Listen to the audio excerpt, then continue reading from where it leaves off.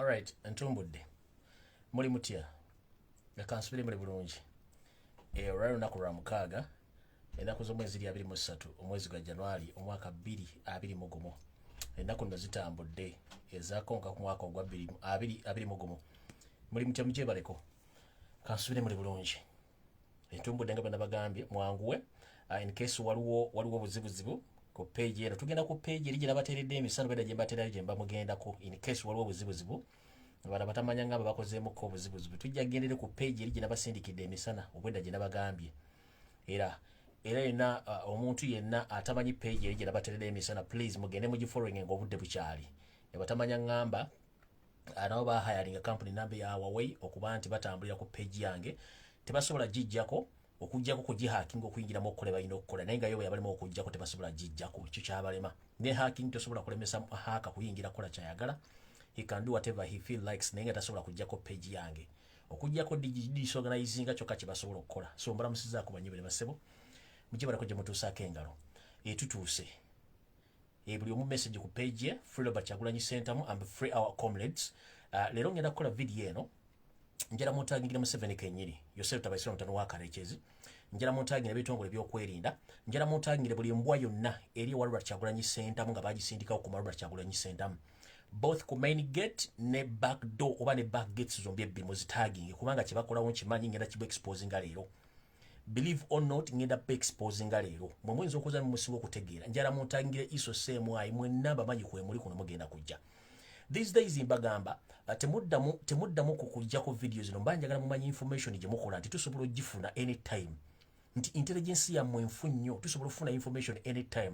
So njagala mutandika okujja mbawo information ng'obudde bukyali. Okusookera danjira kwebaza bannayuganda mwenna abawangalya mu ggwanga mu diaspora so far bakakola demonstrations. Njala okwebaza bannayuganda abawangalya mu ggwanga erya America abagenze mu New York ne mukola demonstration. Njala okwebaza abali e Canada namwe mugenda kola demonstration. Njala okwebaza abali e Bungereza abali mu Europe yonna mwe bali nnyo bali ddala.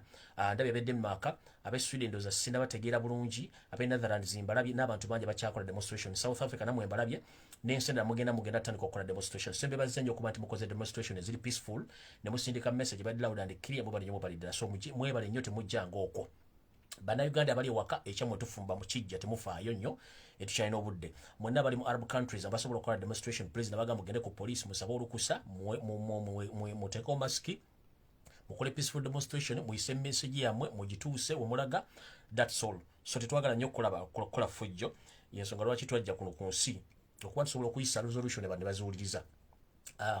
Okusookera ddala njala kusooka okwebaza mwenna abantu abasupportinga NOP oba people power mu Uganda mwe bali nnyo mwe bali ddala temujjanga okwo. Manyi ennaku zino waliwo ebintu bitambula nga namwe mubyetegerezaako. Njagala buli muntu yetegereza ensonga zino muzeetegereze bulungi nnyo. Mukitegedde muzeetegereze bulungi nnyo. Nze ekizibu kyankyalindi nyali njala kuzuukusa bannayuganda mwennayo muli mutegeere ensonga nga bwegenda maaso kubanga eno ensi yaffe tetulina nsi ndala gye tugenda gendamu. Togenda ofuuka America for good era still olina okufuuka nga oli munnayuganda. Olinayo ancestral homes zo, olinayo background yo, olinayo baganda bo, olinayo basenga bo, olinayo bakojja bo. Kyalinayo emiranda mu Uganda ne bw'onooba ng'okola ki? East or West home is best. Era still ojja kudda Uganda. So nebaziza mwenna basobodde okukola demonstration within this week. Tusuubira n'abalala bagenda okukola demonstration worldwide. Mwebale nnyo bali ddala temujjanga okwo. Kati njala muntagingire State House yonna. Njala muntagingire Simon Wakama. Buli muntu njala nabere ku video eno. Buli muntu njala gibireko video eno. This is the reality. Njala nababuli reality. Njagala mbabuli reality. Ate omuntu akaba mango please eno video giveeko ojja kudda ku video genda bankoze olunaku lw'enkya. Eno video giveeko ojja kudda ku lunaku lw'enkya obanga okaba mangu kubanga n'amawulire agagenda obbakaabya ate nga matuufu. Kyengezaako bagamba. Njala tandika ndowooza n'ekiggula luggi. Mubadde muludde okuwulira ekiggula luggi. Njala tandika n'ekiggula luggi mbabuulira ekiggula luggi then ngende ku video entuufu. Ekisookera ddala njagala buli muntu yina munnayuganda gy'ali mbasaba n'obuwombeefu jointly without differentiate anyone. Please ku Monday eya wiiki ejja lunaku lwa nkyalo okukola lusigadde ku Monday tugenda kuddamu okulonda ebifo by'abassente ba LC3 ne bakansala abaabwe mu Uganda yonna. Njala kubasaba n'obuwombeefu buli munnayuganda yenna waali okutambuza obulungi gavumenti local councils zonna zina okubeera nga bazibeerako bonna bakulembeze bali mu kibiina kyekimu. Njala kubasaba n'obuwombeefu buli munnayuganda yenna wali please londa ewali ambulera ku Mande, ewali kansala, ewali chairman LC Philip, please mulonde bantu ba ambulera bokka. Omuntu atali wa ambulera please tutegana. Twetaaga abantu ba ambulera okuva ku ground mpaka waggulu ku y'omukulembeze mwammaze.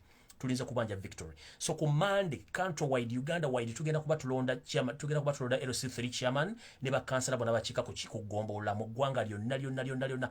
Please mubukeereze enkokola kubanga ntegeddeko nti NRM agenda kukola akakodyo ak'okumobilizinga abantu be bajje ku makya balonde, then abanajja late oba mukaaga bo bagenda okulonda bakugjeewo oba kuwedde bo nga bamaze okuyisa abantu baabwe. Sinakingema nti obo obululu bayinza okujja nga oludde bamaze okutikinga abantu baabwe, y'ensonga lwaki bakoze obuvuyo buno. So njala bajjukiza nti ekyo kye bayita okweberera mu ku Mande ku makya nga mwakula ku president ku saa 10:11 mubeere ku bifo ewalonderwamu tulonde bachairman LC3 ne bakansala bonna ku magombola agasanga mu Uganda. Mwebala nnyo bali ddala ekyo ky'omulanga muguulidde bachairman LC3 bonna mulonde banoopu nga mwakikoze ku bwa MP bwe mwakikoze ku bwa chairman LC5 bakansala bonna nakino mukikole ku LC3 olunaku lw'oku Mande kulonda kwa ku Mande ku makya tukere nga tukikoze umbrella throughout tusiige ensi ready n'ensi enyumirwe. Njala tandika n'ekiggula luggi. Mubadde muludde okuwulira ekiggula luggi. Kigenda kubeera mu simple term ne buli gwe kikwatako gwe mba mpadde message njagala agitwale bulungi nga bw'agiwulidde. 1. Waliwo abantu abatasoma byafaayo bya Yosefu Tabasirwa mutabani wa Karekyezi. Yosefu Tabasirwa mutabani wa Karekyezi afugidde mu bintu ebitakwatagana ng'empale z'ayambala. 1. Ayagala nnyo okwawulayawula mu bantu ye n'afuga. Ayagala nnyo okwawula mu mawanga ye n'afuga. Ayagala nnyo okukyankalanya ye n'afuga. Ayagala nnyo okukola obuvuyo ye n'abeerawo nga yagenda okumaliriza obuvuyo obwo. Era bw'atandise okukikola naye kuno twabagamba tugenda basomesa ensonga eno nti Museveni oba Yosefu Tabasirwa mutabani wa Karekyezi aleme bateekamu diversion na kubajja ku miramu gigenda maaso mu ggwanga. Tukimanyi nti okulonda kwabaddewo era Museveni baamukubye bubi nnyo. Museveni baamukubye mu history tekibangawo. Ebyo byonna bye mulabye bakaane essaawa zino birabikala kuba tebamanyi baamukubye flat. Museveni yawedde 25% country wide bamukubye flat. Ekitakkirizibwa mu nsi yonna ne mateeka okuswaza bati bamuswaziza flat bamukubye flat. Kati ekisooka Museveni right now as I speak Museveni ali mu panic. Ngenda babula gibujjako wansi nkyali ku kiggula luggi. Museveni ekigambo kyasinza okukozesa mu Uganda gifuga abadde akozesa ekigambo kye bayita divide and rule ne tribal sentiments z'akozesa. Right now bwe mwalabye njagala kubuuza abantu ba individual okulonda okwabadde tukyali ku kiggula luggi video tennaba tukyali ku kiggula luggi. Mwalabye okulonda okwabaddewo kwonna. Gavumenti ya NRM bagikubye ba ministers almost 26 ne bagwa wansi. Bwe bakubye ne tugenda kubanga as we speak right now nopu yandibadde eyina bame ba parliament abawera 200 plus. Naye Museveni bamusirikira mmesi ne bagamba nti abasajja batukubye akalulu tuyinza n'obutawuza bame ba parliament abawera 200. Museveni n'atowa order ng'omuntu nti mutandika okukyusa results okuva mu north mpaka mu east. Nkiddamu bakyuse results ezavudde mu kulonda eri bambe ba parliament nezze zenyini bazikyuse. Kyenva mulaba nti okuva eggulu mu north okuyingira east jago mu Buganda wano wasembyeyo Kayunga results zakyuse nenga zakyukidde ku gun point. Iyo message eyayisiddwa bambe ba parliament bona basinga omujja ba Nopu Mbosoga region bababye nga ate badde bawangudde. Mu east eri waggulu bonna bababye ate nga badde bawangudde. Bwe tugenda mu north yo nogikwasaganya yona bababye ate nga badde bawangudde ne bakyusa ne results. Kati wano wetugenda okugenda ewali ekinyuso ekituufu kiri luddawo. Museveni atandise okuleeta obuzeebwe obukadde nga buyingiza mu Bannayuganda naye nga Bannayuganda babuleetamu twabuukadda. Njala mbabuuze lwaki mulowooza nti abantu ba individual Bannayuganda bo tebannayogera kigambo kyonna ekiyitibwa tribal settlements oba okusosola tebannakyogera kubanga bo bakimanyi nti okulonda kwadde kulina okubeerawo. Naye era akozesa abo bamemba parliament ng'ate baminisita ne ba RDC n'abantu babakadde okutandika okufumba ebiboozeboozi ebyo nti wazzewo tribalism waliwo okusosola mu mawanga okulonda okwabaddewo. Njala tegeeza abantu abamu nga Minisita Esther Mbayo. Mama Esther Mbayo, Minisita wa Museveni wagenze n'okola statement nti okulonda abaganda bakutaddemu tribalism. Njala kubuuza Mama Esther Mbayo, gwe mu Busoga ne Buganda ani asinga ebizibu mu region zino zonna? Busoga ogikoledde ki? If I may ask. Amanya go bakuyita Esther Mbayo. Weesimbye mu Buganda, weesimbye mu Busoga? Of course weesimbye mu Busoga. Mu Buganda abeesimbye mbabeera baki? Ebeera unification y'abantu abeesimbyemu. eyesimbawo n'awangula oyo ng'agenda ekyo tebakiyita tribalism. Omuntu eyeesimbira omwaka lunawangula oyo abeera wina. Bino Museveni sitole z'abataddemu ez'emabegeza emyaka gy'emu 46 egy'okutambuza ekigambo tribalism. Ani asinga ekibiina kya NRM mu tribalism ne mu State House nga mwali? Mukyala Esther Mbayo Kula, bino byoliko byonna byaki byakumala biseera bya mbulago fo wano we twajja tumanyi nti mugenda kwogera kasasiro ne gombadde mukola. Kati awo nvuddewo Esther Mbayo muvuddeko. Njagala muveeko ebigambo bya Esther Mbayo, ekigambo kyonna kye bayita tribal settlement kitandika okukoze. Please mukirye ewa mukyesonyiwe. Bano bakola diversion kutujja ku mulamwa. Ekigambo kya diversion kimu tribalism mukyesonyiwe kubanga tekisoboka mu Uganda. We are united as Ugandans. Mukitegedde ekyo nkimaze. Ngenze ku propaganda atambula owa Somalia ati Museveni simaya amajega UPDF gakubye batamanya ngamba 1989. That is propaganda diversion. Bulijjo nga tebabyogera. Byonna babireta ssaawa zino okusikiriza western countries okumanya nti Museveni alina amaanyi mu Great Break regions etukimanyi bulungi nnyo. Eyo naye badde diversion super mugiveeko. Ngenze ku kirala. Njala kusaba na Uganda mwenna abali mu ggwanga lya Amerika mwenna please mutuyambe muwandiikire omusajja gwe bayita DJ Khalid. Kubanga Museveni ayagala kukozesa DJ Khalid omuleta mu Uganda okumukozesa nga diversion mu zino awards mama awards zino awards zirimu billions almost mukaaga. Zirimu almost billions mukaaga za Uganda Museveni zagenda oteekamu okukyusa abantu obwongo kubalowooza mbu Uganda eddembirembe. Ngenda kusaba na Uganda mwenna eyo diversion ya DJ Khalid simanyi ne mama awards ze bagenda okuteeka mu Uganda. Please, that is a big diversion. One mu Uganda abantu tebalya, abantu balwadde tebalina sente. Lwaki muleta omusajja America ajja performing mu Uganda? So njagala muwandiikire manager wa DJ Khalid, muwandiikire Khalid kennyini, muwandiikire Senate muwandiikire Senator yena akola ku nsonga za culture. Kubanga music industry mu entertainment mwegwa mubategeeze nti tuyulira nti omuyimbi omu America agenda kujja mu Uganda okuperforminga ne sente zagenda okuperformingirako za state za government ya Uganda nga leba na Uganda bali mbuzibu saa zino tewali sente za kulya. Muwandiikire DJ Khalid ba manager be bagambe tageza nasale kigenda dda mu Uganda kubanga Uganda wabi nnyo government yechunya abantu ate yamwade invitation okujja kukola bino diversion yeveewo ya DJ Khalid nayo bagambye. So mukitegeere mu mugambe tagenda kujja mukubire simu tegera bayine simu za mbokubira nyinze maso. Tribal statements propaganda and diversion bagala bajja ku mulamwa. Njala kubuuza minister mukulu owenzige minister wenzige gwebayita we Masaka yali minister wenzige wagambye nti okulonda kwabaddemu eddiini kwabaddemu n'okuba nti basosodde mu mawanga. Mukulu bakusosodde mu mawanga mpozi gwani amannya go Sigwe Vincent bamulanga kisempijja. Vincent bamulanga kisempijja mannya ga basajja Baganda. Kati bw'ogamba nti kwaddemu okusosola amawanga amannya g'amatuufu gwani? Vincent bamulanga kisempijja bw'ogamba nti okusosola okulonda kuno kwaddemu okusosola amawanga ng'amannya go gwe Vincent bamulanga kisempijja. Kati atogamba otyambwa ate abe Masaka Abaganda basosodde Omuganda. Kinjagala okubuuza amannya go gwe Vincent bamulanga kisempijja epiwa Muganda. So when you come out and you start uttering nonsense words that the previous elections, the presidential and parliamentary elections, they were full of tribalism, and you went on and you said that Baganda voted for Baganda, but your true names or your real names, you are called Vincent Bamulanga Kisempija.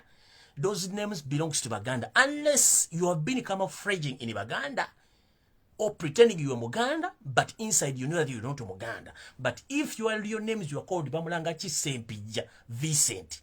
Oli musajja Muganda, likakwekubya mizimu, egitali gya family yammwe, terera woli Muganda wange, bw'obanga wali mu basi enkyamu nga wali nyankyamu. Enkuba wange kuba vaamu oyambala ambulira, enkuba tegenda kukuba otambuza ebigere. Awo nvudde osigenda kulwawo. Ngenze ku mulala. Ngenze ku tata wange Archbishop Kizito Lwanga, Archbishop wa Kampala Archdiocese. Tata Kizito Lwanga, ngenda kusaba ekigambo kimu. Enkya ngenda kujja ne full story about you na biki by'osuubira okukola. Naye ngenda kusaba ekigambo kimu. Nti sitaani w'oku nsi takwambala n'akujja ku bikolwa ebyakujja mu buto ng'oli musosodoti n'okutuuka kati ng'okyaweerezebwa Katonda. Kubanga tukizudde gwe ku muntu abagenda baluzinga credibility mu public nti simanyi lwaki ennaku zino oli nnyo voko mu society ng'oyogera nnyo ebintu ebitakwatagana naddala ku by'obufuzi. Njala kubuuza ebibuuzo bibiri bwe biti ndyoke nkuddira olunaku lw'enkya. Taata wavuddeyo n'ogamba nti Robert Kyagulanyi Ssentamu akkirize Museveni amwetondere ebikolwa bye yakoze biggwe. Njagala kubuuza oba Robert Kyagulanyi Ssentamu asonyiwe Museveni ebikolwa bye yakoze biggwe. Mukama wange njala kubuuza ebibuuzo bibiri simply.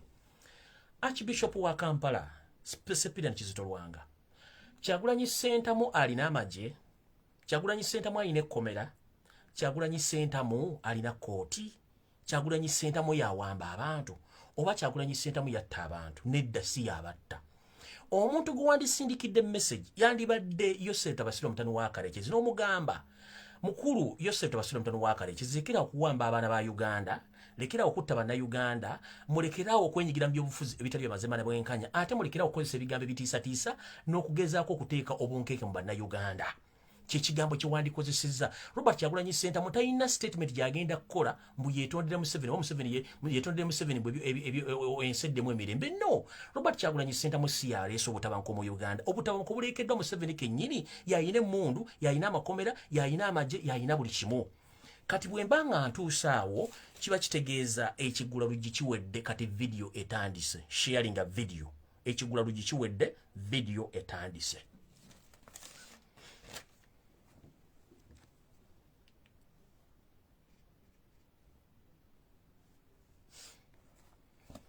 Nga bwe mbagambye nti nno gavumenti y'omumpembe Yosef Tabasiro mutoni wa Karekezi ekoze ebintu bingi nnyo. Njala bategeeza mu Busoga Museveni yadeployinzeyo omukyala gwe bayita Kasule Lumumba okukyusa ebyavudde mu kulonda kwonna. Era bannabusoga bagamba nti omukyala gwe bayita Kasule Lumumba afuukidde ekizibu whereby nti njala bategeeza mu butongole ne baminisita ba Museveni bono okuli ne Speaker of Parliament babakubye akalulu ne kanoga. Omukyala ono n'akozesa amaanyi Museveni ge yamuwadde okukyusa ebyavudde mu kulonda bammemba ba Parliament bona abasinga obungi obuva mu Busoga n'abalangirira nti baagudde. Y'ensonga lwaki yeeyita nti w'amaanyi nnyo ng'ate tewali maanyi gaabo. Nakano kankongereko zino nkola fresh kati nga sinagenda ku program yennyini. Kano kakubategeeza era kategeeza ensi oba kankogere mu Luzungu. This is come to notify you, to tell you the world that 25 young people were shot and killed in the massacre protest. But no media, whatever, has come out to report such death. It's only a little baby who died that was reported. Those guys are willing and capable of killing anyone passing threat to their bloodshed government. Kiri kituzaayo nti abagamba nti omwana emasaka gwe bakuba essasi yali omu, bakugambye nti abaana baali abiri, abantu baali abiri ne bakuba amasasi, emmotoka zijja effanga ne zijja ne zibalondawo ne zibatwala, awo bagamba nti battawo omuntu. Omukati njala muntagingire Oweekitiibwa Robert Kyagulanyi Ssentamu, ngenda kukola vidiyo eno naye nabagambye saagala muntu akola ki? Saagala muntu akaaba. Nabagambye saagala muntu akaaba. Ya muntagingire Robert Kyagulanyi Ssentamu, saagala muntu akaaba wano. Saagala muntu akaaba. Where?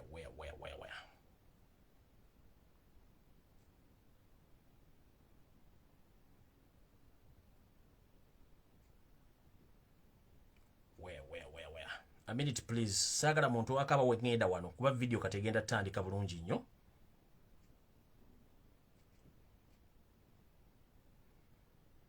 Video egenda tandika bulungi nnyo.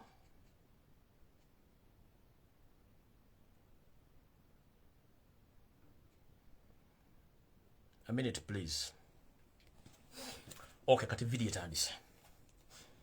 Njagala nga nenna bugisimufungize. Yose eritibahabulwa lutabayisirwa mutabani wa Karekezi ne mutabani wo Jeno Muhozi Salimu Sale mukoddomi wo gobayita ene yesimbye kuba president Henry Tumukunde ne family yammwe mulekerawo okuzannya old politics ne tactics enkadde nnyo n'okuteeka obulamu bw'Abannayuganda mu matigga. Mulina omuzannyo gomuzannya olwaliro mu maka ga Kyagulanyi, njagala kukuba expose nga mutegere. Saagala mujjeko video eno. njagala buli muntu akwate screen ye oba olina iPhone oba Samsung okole kye tuyita screen recording or recording message eno njagala egende publicly worldwide ensi etegere Museveni kyapulaningira Robert Kyagulanyi Ssentamu today tomorrow ne next week kye bagenda okukola eno information eri crucial nnyo naye njagala tutandika bwenti Yosef Tabasula mutano wa Karekyezi n'ebitongole by'okwenda bigezezzaako nnyo okusafiya mu bannayuganda nga mulimu ne Robert Kyagulanyi Ssentamu ne balemwa bagezezzaako n'omusibira mu maka nga mwakirebye era ne kirema kye baakoze kiri bwe kiti Museveni yaddidde n'awamba amaka ga Robert Kyagulanyi Ssentamu munda n'ebweru n'awambiramu n'olusuku lw'emmere mu kuwamba olusuku n'amaka ga Robert Kyagulanyi Ssentamu yamulekeddewo maka ge gokka ewasigaddewo n'abaawambyewo naye nga ebikolwa ebakola wano bintu bikyamu nnyo njala bagamba Museveni olwaleero oba bakikoze jjo oba olwaleero bapulaninga okussa ebintu bino wammanga mu lusuku lwa Kyagulanyi bapulaninga okuteekamu emirambo 3 egy'abaana abafu bagiteeke mu plantation ya Robert Kyagulanyi Ssentamu bagiteekemu nga balina ebataddemu okulumiza Robert Kyagulanyi Ssentamu nti yatta abantu bano era okumulumiriza nti baagala mukwata Museveni ali willing wiiki eno okuyita bannamawulire ab'ensi yonna wepo ne bannayuganda abasaka amawulire okubalaga Robert Kyagulanyi Ssentamu yatta abantu n'abaziika mu bitooke bye munono ekyennako ekisinga okukwasa ennako mu bantu bano abasatu abaziikibwa oba bagenda okuziikibwa Robert Kyagulanyi Ssentamu amaze kuba baziikiddwawo mulimu muganda waffe ono mulimu Selector Devi njala babikira bannayuganda Selector Devi mufu Selector Devi baamusse era y'omu ku bantu abaziikiddwa mu bitooke bya Robert Kyagulanyi Ssentamu oyo Selector Devi mwenda gomumanyi Selector Devi baamusse yoyo Selector Devi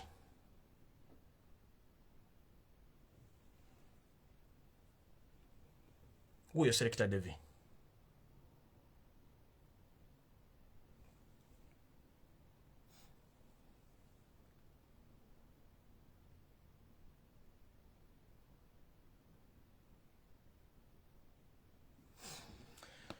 Selector Devi bamukwata which lwebateeka Robert Kyagulanyi Ssentamu under house arrest olw'okuba nti bali bamaze okukola search n'okumanya Selector Devi wasula ne balumuluma makage Selector Devi ne bamukwata ne batwala Selector Devi mu drone ne bamuba bubi nnyo bamukuba ekigala ky'emmundu ku mutwe ne bamutwala nga embeera ye ennungi Selector Devi bwe yatuuka eyo gye bamutuusa embeera n'ebambi naye kye baakola eky'obukambwe nnyo kwe kuddira omugenzi Selector Devi ne bamugjamu n'amaaso ne bagasokoolamu ng'amaze omutta mu nkola y'emu ey'ekitujju bano baafuna emirambo emirala 2 gye bagenda okugatta gye bagenda okuziika Robert Kyagulanyi Ssentamu mu plantation y'amatooke okutandika okukola obuvuyo bwonna obugenda okulaga Robert Kyagulanyi Ssentamu nti yatta abantu bano era to prove this okubalaga nti bagenda kikola era bakikoze n'emirambo weegiri balinda media okujja kye bakoze kikino mujjukira olunaku Robert Kyagulanyi Ssentamu lwe yavenda Lufeenya ng'alina essaati eziriko omusaayi poliisi ne SFC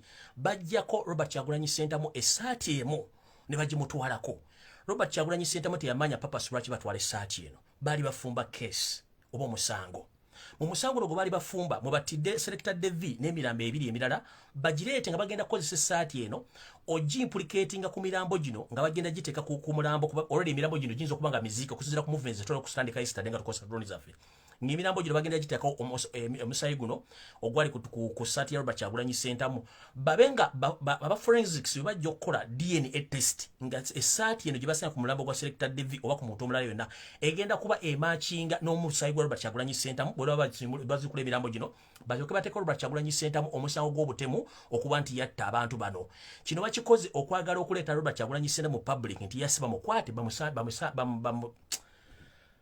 bamucharging omusango gwa murder. This is so sad that Yosero Tabasurwa, the son of Karekyezi, he's running out of ideas. Right now as we speak,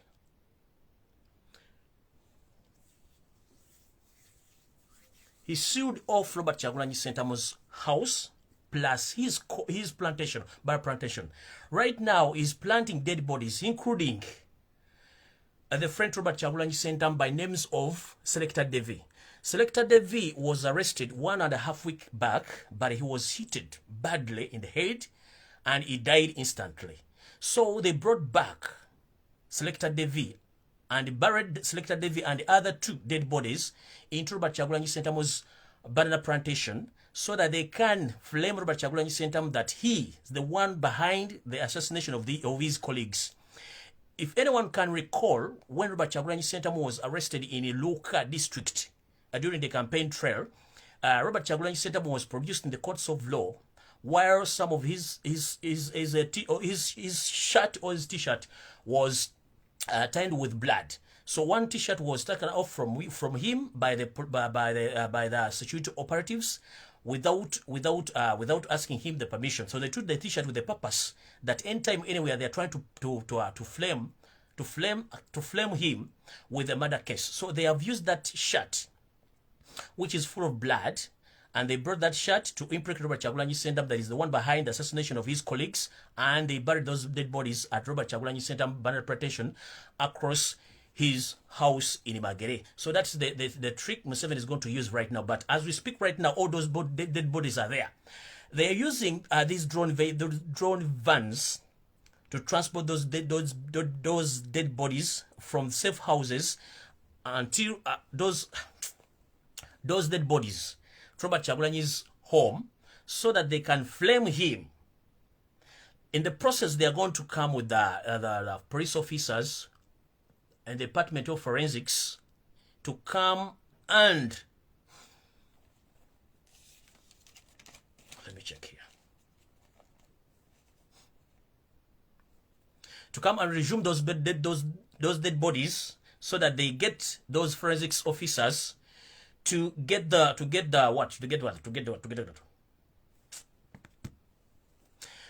evidence which can be implicated Robert Kyagulanyi Ssentamu that he was behind of the assassination of his colleagues, which mission was done by the State House, SFC, and police officers. And fun enough, even the police spokesperson, even the army spokesperson, they know this mission, that there is a plot of blackmailing Robert Kyagulanyi Ssentamu, that he murdered his colleagues. Whereby, don't be surprised if a certain gentleman who claimed to be knowing Robert Kyagulanyi Ssentamu some time back, when he came out on media, he claimed that he knows Robert Kyagulanyi Ssentamu, and he was behind in the assistance of assisting Robert Kyagulanyi Ssentamu in murdering people during his stay with him during his stay with Bobby Wine in Busabala Beach. You remember that gentleman? He came out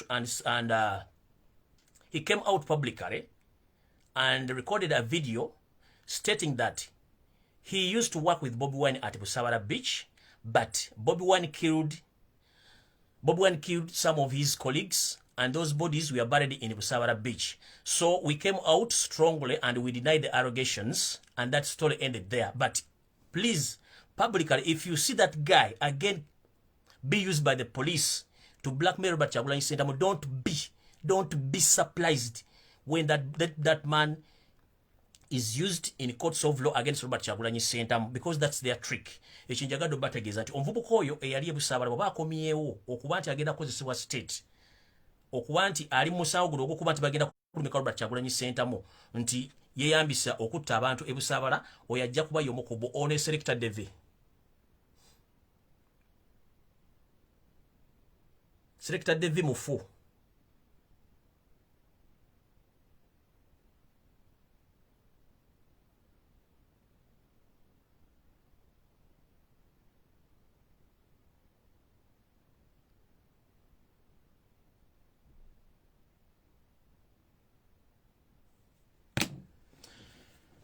Sina bingi bingena bagamba. Selector Davy mufu n'emirambo ebiri batadde wa Robert Kyagulanyi Ssentamu mukowere erimu. Government ere planninga mu matooke genyiri mu ssamba y'amatooke omwo era okuteekamu emmundu ezisukka mu 10 ozindicatinga muntu Robert Kyagulanyi Ssentamu abadde adiringa ng'era bapulaninga okuteekawo ekibinja ky'abayeekera ng'ene emmundu bazirina. Mu kino bakola batya? Balina bannaffe abalala abali mu makomera be bakyunya okubakkiriza okujja okuwa obujulizi ku Robert Kyagulanyi Ssentamu nti babadde bali mu bikolwa bino. Naye nga babakkiriza batya okujja okuwa obujulizi mu nsonga eno? Bakwata abaana bano ne babakyunya, babasiiba bloka ku busajja, ne babasalako ne babakumako omuliro. Omusajja ayinza okuteeka paasi wansi ku seminti ne babirira ne myusemiti na myuka ne bakulinyisaawo ekyo bwe kiba kiganye ng'oganya okwogera bakwata magalo oba ne dental tools bakozesa amanyo ne bakujjamu erinnyo nga owulira ne bakukkiriza okujja okuwa obujulizi ku Robert Kyagulanyi Ssentamu era wenjogerera abaana bangi nnyo bali mu safe house babakoze ebikolwa bino okukkiriza obujulizi bagenda okuwa ku Robert Kyagulanyi Ssentamu ku mirambo gino esatu gye bataddeyo n'emmundu ezigenda okuziikibwa Robert Kyagulanyi Ssentamu naye nga gy'emirambo gye giri olwere kubanga jjukira nabagamba nti bakozesa route ey'ekibira waliwo geeti ya Robert Kyagulanyi Ssentamu esemba gye bagandako babbi ogenda okujjayo emmere gye wansi eyo wali ekibira gye bakozesa okutambula ekiro kubatapikira emize munomu okujja okukola ebintu bino byonna so mu kino bagenda kuddira abaana bennyini abadde Robert Kyagulanyi Ssentamu babakozesa statement nga bakkiriza nti Robert Kyagulanyi Ssentamu babadde bakola ebikolwa ebyokutta abantu wepoona okubeera n'emmundu era bagenda baleeta busimbala babagambe nti musonge ewali ebyokulwanyisa bisongewo basonge newali amalalo b'entana ze baziiseemu abantu nga mulimu essaati eri gye mbagambye Robert Kyagulanyi Ssentamu gye bamuggyako mu kkooti nga baliwa nga bali bakyali e Nalufeenya ngenze maaso bino byonna bagezaako nnyo okufosinga abaana bano okujja okuwa obujulizi ku Robert Kyagulanyi Ssentamu nga bagezaako mu blackmailinga naye still kikyagaanye naye ng'abaana bano bo we bali olwedde baatidde dda babakoze kye baagala kino bakikoze okugezaako okuteeka Robert Kyagulanyi Ssentamu bamwagala naye njagadde obwa information eno kino kiveewo kubanga nabagamba buli muntu aliwa Robert Kyagulanyi Ssentamu ng'oliwo byekwerinda bakulaba movements zo ne kyemugenda okukola bakiraba na buli kimu kyemugenda okulaba bakiraba kyo kino kimutegeeza nti mutegeera nti babalaba abantu babalaba bulungi nnyo era movements zammwe baziraba naye mwegendereze nnyo ebintu bimu okola kubanga mwandifuna obuzibu okusinga kumwe mulowooza njala bategeeza Robert Kyagulanyi Ssentamu twogera baziiseyo emirambo esatu n'ebika by'emmundu bitamanyikiddwa nti ne mu compound ye eri ewasembe wali era situlo emmere nayo bandibanga balina omuntu gwe baziiseyo owookuna so nga bo baagala kujja kuraidinga n'amagye ne police nga bazze n'obujulizi bwa obufumbirire babuteeke balumise Robert Kyagulanyi Ssentamu nti yakoze ekizibu kino ngenze maaso kino nno tekigenda kukoma ku Robert Kyagulanyi Ssentamu kigenda kukoma ku bantu bano wammanga era njagala mumbuli nabagamba wano nembagamba buli omanyi nti oli mukulembeze wa Nuupu nga wawangudde ekifo kyonna okubeera member wa parliament chairman LC5 kansala wa LC5 muwulirize bulungi nnyo nabagamba mulekerawo okucelebratinga mwagana mukya celebratinga nembagamba mulekerawo ogenda ku TV okubajjako interview mukyagenda nembagamba mulekerawo okulya ku buli pate mukyalya ku pate nembagamba mulekerawo okuzunga nga batalina program mukyaganye mukyazunga kati mumpulirize bulungi Museveni apulaninga obutakkiriza namba yonna eyawangula ku banupu kubayingira mu parliament abamu bagenda baframing abalala bagenda ba obutwa abalala bagenda batta naye ku bantu bagenda framing emisango egyefaananyizaako egya Robert Kyagulanyi Ssentamu be bantu wano wammanga mumpulirize kuliko owekitiibwa Merdad Lubega Sseggona ono munnamateeka ate ng'akiikira Busiro ey'Amaserengeta bagenda kukola ekintu kimu bagenda okukola Robert Kyagulanyi Ssentamu wegendereze nnyo mu compound yo oba olusuku lw'olina ewuwo oba ku faamu yo yonna gy'olina etamanyikiddwa bo nga bagimanyi bagenda kukola ebikolwa bino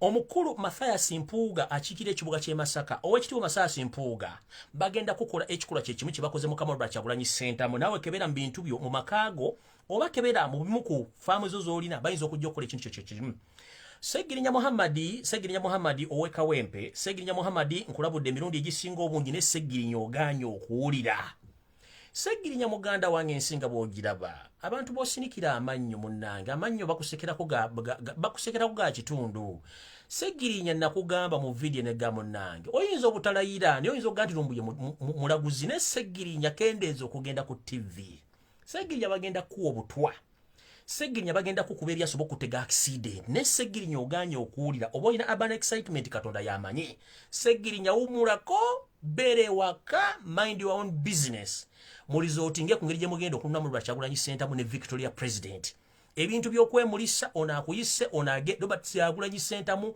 ali mu maka gali isolated mwe muli mu kucelebrating abasinga obungi ne muganda Robert ne muganda Segirinya Muhammad ne banno Segirinya tuulako ewaka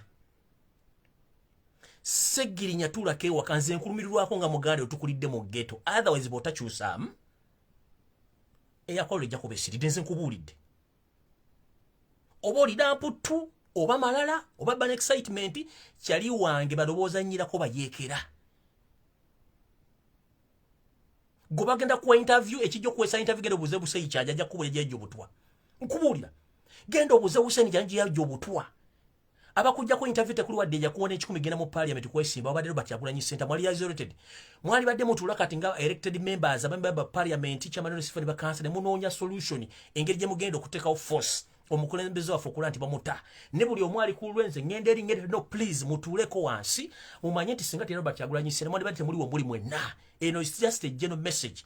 Please, all elected NUP members, mostly MPs, district chairpersons, all LC5 councillors, please get together as new elected leaders of NUP. Gather, share ideas, the way how to force Museveni's government to release Robert Kyagulanyi Ssentamu and to reclaim our victory. Rather than celebrating or moving or rotating around, because soon or later you are the main target. Museveni is planning to eliminate one by one. Please stay warned and stay where you are. Just gather together and plan for the next plan to rescue Kyagulanyi Ssentamu and to reclaim our victory. Ekyo kyonki bagambye. Omulago bagenda okukola ekintu kino mbagambye yewe ekitiibwa Mathias Mpuuga. Mama Meya we Masaka omulonde Florence Namayanja. Mama Namayanja nawe wegendereze oli ku lukala luno. N'abantu mwenna abakulembeze aba LC5 ne balira bonna bannopu namwe mwegendeze kintu bagenda kibakola. Mukitegeere bulungi bagenda kibakola. Ngenze maaso. Muntagi ngiro seto basira mutano wa Karekezi. Yose rutabasira mutano wa Karekezi mubadde ne meeting olwaleero mu State House e Nakasero. Ne bifunga sinagenda mu State House e Nakasero. Museveni ensi za Africa ziganya okurecognize nga kyekisooka. Europe eganya okurecognize kyokubiri. America eganya okurecognize. UN eganya okurecognize. Bakugamba ekigambo kimu. You are not the official elected president of Uganda. You rigged the elections. Ekimanyi. UN yakubidde essimu ne kugamba we are not ready to support you in any way, either security wise, financially. We are not going to support you because we know the elected person is Robert Kyagulanyi Ssentamu. Either you hand over power to him or we are out of your negotiations. Esimu wajifunye lunaku lwajjo nobeera mu panic. The same day Robert Kyagulanyi Ssentamu came out publicly and gave a very warming speech to the public, which went on record. Tewali munda Uganda mu record yali akozeeko live negenda mbantu akakadde taliyo. Kubanga omwami ono bamanyi mu nsi yonna yawangulira president. Abantu balabye video eno mu nsi yonna ne bagira bagamba wow. Museveni kino ekintu kyakujje mu mbeera olunaku lwajjo wadde wakafirisivinga essimu okuva mu UN nga bakugambye were not recognized as elected president of Uganda. Kuba na Uganda bayogera nti balonze omukulembeze wabwe mpya Robert Kyagulanyi Ssentamu. UN yakigambye. America essimu ya America sinagitegeera bakubidde kubanga bibyo nga gwo omuntu. Naye yagambye ekigambo kikimu tekyawukana kona kya UN. Buwavudda onaba speaker Robert Kyagulanyi Ssentamu Janet yagambye omwadde mutudde nagamba sisobola kulaba speech Robert Kyagulanyi Ssentamu gijjeeko. Ne babagamba no katulabe Robert Kyagulanyi Ssentamu kikyayogera. Era ne muwuliriza speech bulungi nnyo. Museveni osobola okubulya osobola okulya public kye kyakutuuseeko. After receiving the call from UN and after watching Robert Kyagulanyi Ssentamu's speech yesterday, what happened to you? Wafunye pressure ne sukali ne zikubira immediately. Bakuyodde obuyozi okutwala mu kasenge kwaliwo. Ne bakuteeka kafuka inchi kakafaliso inchi 2. Era nakati toli bulungi mu mbeera okuba nti sukali ne pressure zalinye after Robert Kyagulanyi Ssentamu amaze okukola speech yabadde marvelous. UN ekubidde essimu n'Amerika ekugambye nti by'oliko tetubitegeera. Ekyo ng'okivuddeko oli mu shock. Omugenzi oba no ng'oli mu shock awusoko simbe wakati okimanyi bulungi nnyo nti buli muntu yonna gye wayite yakuwa amaanyi ag'emisambwa n'emizimu. Gwe tomanyi lwaki abantu bano bavuddewo era tomanyi lwaki bakudduseko. One, omukazi gwakozesa nga mu State House eyayitanga omumbejja bwanga yakuddukako kubanga emizimu gyafuluka. Ono ngo bayita Silivia Mukandoni yali akufera mbu ayina ebyobuwangwa nenno tabangako musawo Muganda yakufera bayakuguza serigendo banje sente zo. Silivia namutereyita mama Fina tabangako musawo Muganda tabenako wadde empewo nyimpi kubanga tali recognized. Omuntu mu Uganda yali omuganda yamanyikiddwako empewo yekennyini mwali mu mission mutta Beni Guru yaliko empewo za Buganda. Silivia namutebye ebbanga lyakuferedde mbu ayina empewo za Buganda tazirina.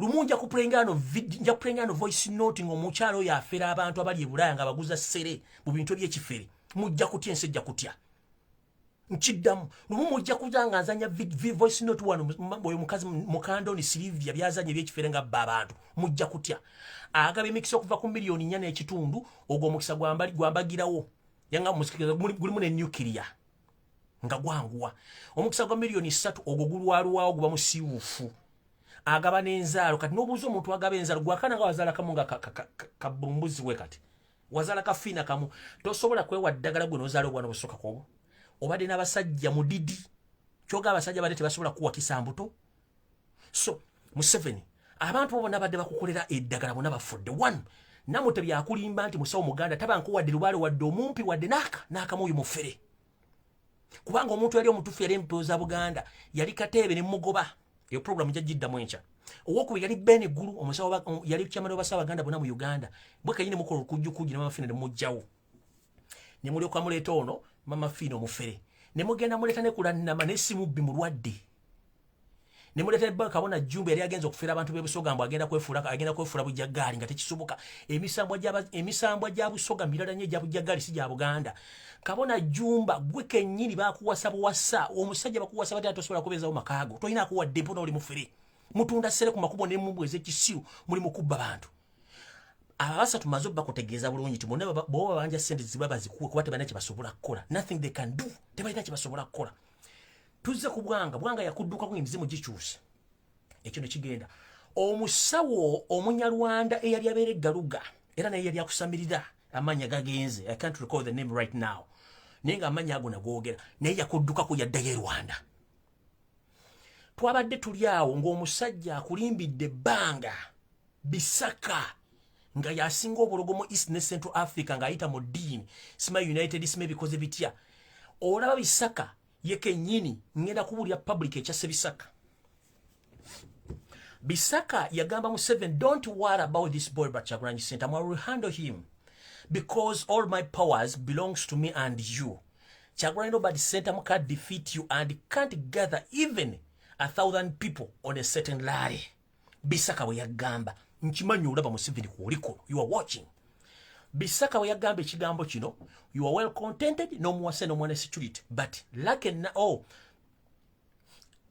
what you didn't know that time bwe bayituuse ngo kintu okuwa kiba kirina okugwawo Bisaka agenda okulaba Kyagulanyi Ssentamu rally gye yasooka okuba Bisaka was shocked the second rally Bisaka was shocked n'agenda mu nsaasi ze n'anyenya amayina agamba biga nti tujja kusaasubula kukolera Museveni amayembe n'ebitega n'emisambwa gyagaana Bishaka pressure munyiga bwatuuka Kyagulanyi yogenda mu north n'agikuba n'agiwa wali Bishaka entunuusi zimukuba mu bigere Kyagulanyi ajja mu Busoga Bisaka amaaso gamutwakala n'enviri ziddamu zimera pressure zimukuba Bishaka agenda okulaba agezeza okubuuza ku balogo banne mu church mulaba Kyagulanyi Ssentamu ajja mu west kagwamu okumanya Kyagulanyi ojoga nnyo era buli muntu yenna akutya wooli wootudde boyi wange kasita wagende Bunyolo n'okubalaale n'ogenda gye wagenda n'okubalaale Bisaka we yakoma pressure nezimukuba bamutwale Nairobi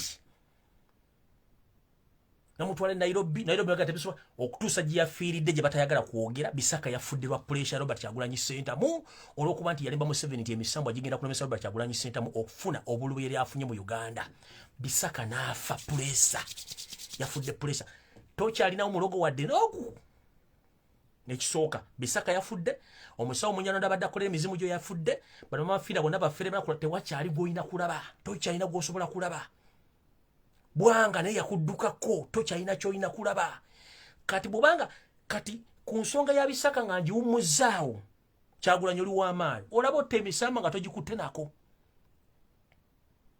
omusajja abadde ne branch e Sudan simanyi ludda wanga ayinayo abakulembeze bamanye ebibakutwa mizimu banyenye ensaasi saasi zaagaana abantu ngebyogerako bungi so wevyalwa Kyagulanyi Ssentamu teri banda bya bufuzi n'abalogo ba Museveni yebalese kyekimu era n'oyo mukyala ono gundi sime bwanga naye tumunoonyerezeeko gyali before nga sinnagenda wala nnyo eno message njagala egende mu Banyolo mwenna nina drone yange engambye ensindikidde information titegeeza Abanyolo bonna we bali mu Uganda bagezeeko nnyo okulaba nga banoonya kabaka waabwe ow'Abanyoro gyali drain woti we ngambye empadde information nyingi naye ngambye no kansooke mbawo kano kakkulu Abanyoro mwenna wonna woli mu nsi yonna oba oli mu Uganda oba oli Kenya oba oli Tanzania please find more about the whereabouts of your king of Bunyoro otherwise wayinza okuba nga waliyo amawulire amakyamu agakwata ku kabaka wammwe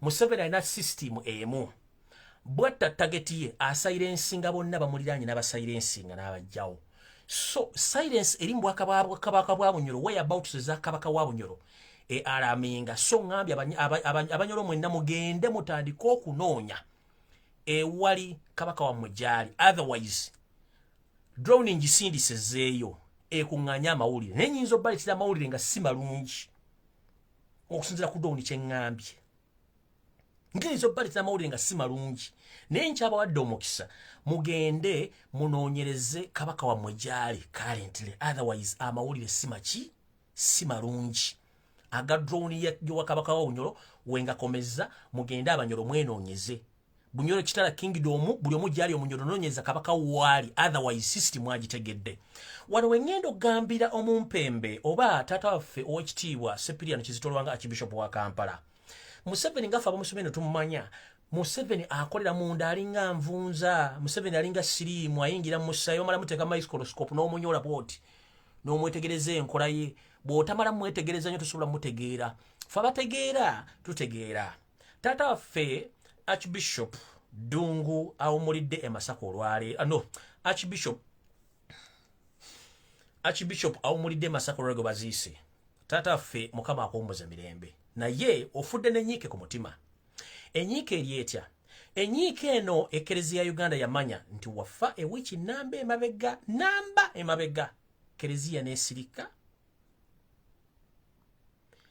eddwaliro ne lisirika ne bakubikanga enkoko y'omutamiivu kubanga omutamiivu omwenge gumuggweerako wagamba enkoko yange erudda wangi nywemu supu nsobola okuvaako hangover eyo gye bayita Musevenirism mekanirizimu ye gy'akozesa amawulire g'Ebunyoro nga bwe gabagambye ye system kati etambula abantu baffa Museveni n'amyutinga media piu n'amyutinga community piu n'amyutinga family piu n'amyutinga police be piu n'amyutinga media be piu nga teri muntu ayogera ye olunaku lwasazeewo okugjayo omuntu tageti ye nti yafudde ng'amugjeyo ng'amuteekaawo nga musansabagalamu ewiiki naye ng'ekyo kiwedde yamaze okkiisa oyo gwe bayita Museveni do you copy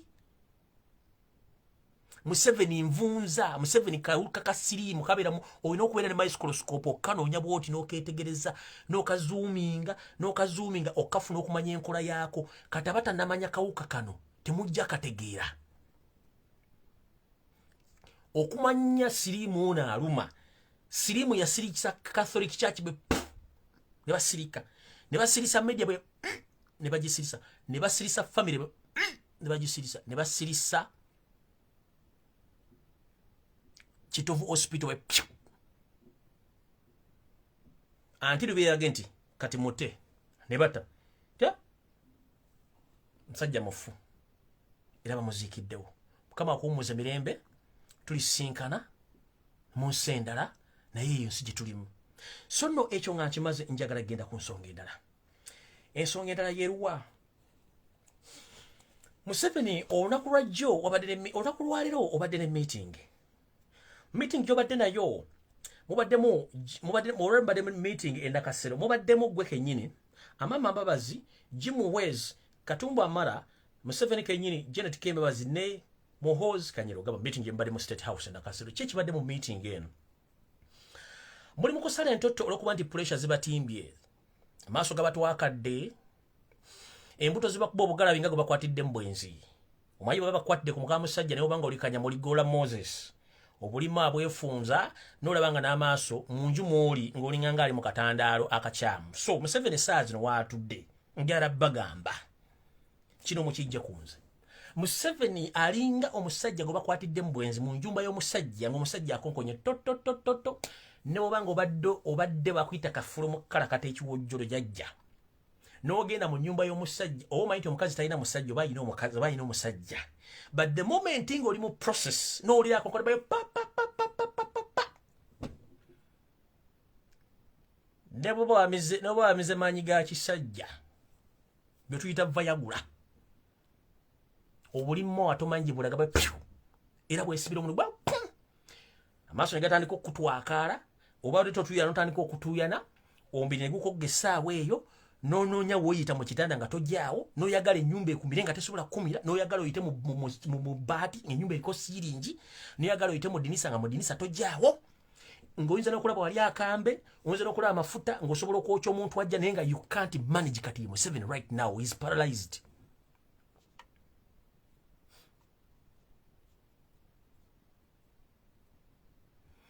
Museveni is paralyzed mentally, physically, kubanga yakwata enjovu gye yabba enjovu emulemi okuzze mu national park. Mu meeting gye babaddemu mubalaba kwekaza batadde amagye wano amagye gabalemeredde okusasula wano. Nabagamba sunu oleta mugenda kulya crossfire between amagye amagwira n'amagye g'abana Uganda. Crossfire mugenda giwulira ejja. Ate mutandise okuzza amagye nga mugayisa Tanzania ekyo nakyo nekifunye amagye amagwira gatandise okuddayo kubanga sente zemulina basasula teziriiwo. Mwawandika abaana ba local defense ne batona mu training ekibalya bali 10 batandise okusasula okubabanja sente zabwe teziriiwo mwaba skills. Polisi yente munagisasula sente, that means a catastrophe kyetugendamu. Era mu meeting eno gye mutudde olwaleero okumanya basajja mmwe muli bawumba tuutu nnyo simanyi wamulowooza lunaku ki. Museveni gwe kennyini okimanyi nti oli mu panic okimanyi tewawangudde ensi ziganye okurecognize nga you are forcing African leaders to recognize you as a new elected leader of Uganda, but the whole continent of Africa, they know that you rigged elections. That's just you are trying yourself, you are telling the public to recognize, nobody's going to recognize you. If you know you're the history, you would have handed over power to Robert Kyagulanyi Ssentamu, because history doesn't lie. Today, oyise ku Kampala Road, no wevingira kaba, nobody, tewali muntu ayagadde kumanya, either wuli batuliwo. Bobo chuse mu mbeera ngeno, please oyina okulaba reality that people are tired of me. You can't force people to love you. Oyina okubeera so acquittive whereby nti oyina okumanya nti kati abantu bakyanjagala oba tebakyanjagala. The moment you lost trust in people, the moment you lost love in people, that means you are no longer a leader of Uganda. Abantu balina trust yabwe ne love yabwe Robert Kyagulanyi Ssentamu tebakyakwagala. Oyise ku Kampala Road noyita mu ku Ntebe Road no waving tewali akuddamu. Ekyo kikumala okula nti abantu bakukoowa. If you want people to come on road to say hi to you, you have to pay them mitwalo musanvu. Ate bamala nga t-shirt bazijja mbazoocha. What is that? That kind of nonsense. Please wait it is. Mu meeting yembaddemu muteseza ku bintu bino wammanga. Ate kino njagala kigende Robert Kyagulanyi Ssentamu n'abantu banno mwenna kiri ku record. Museveni takolako ndagaano ya muntu n'agituukiriza. Era mbalayirira mu linnya lya Katonda gwe nsinza namugereka.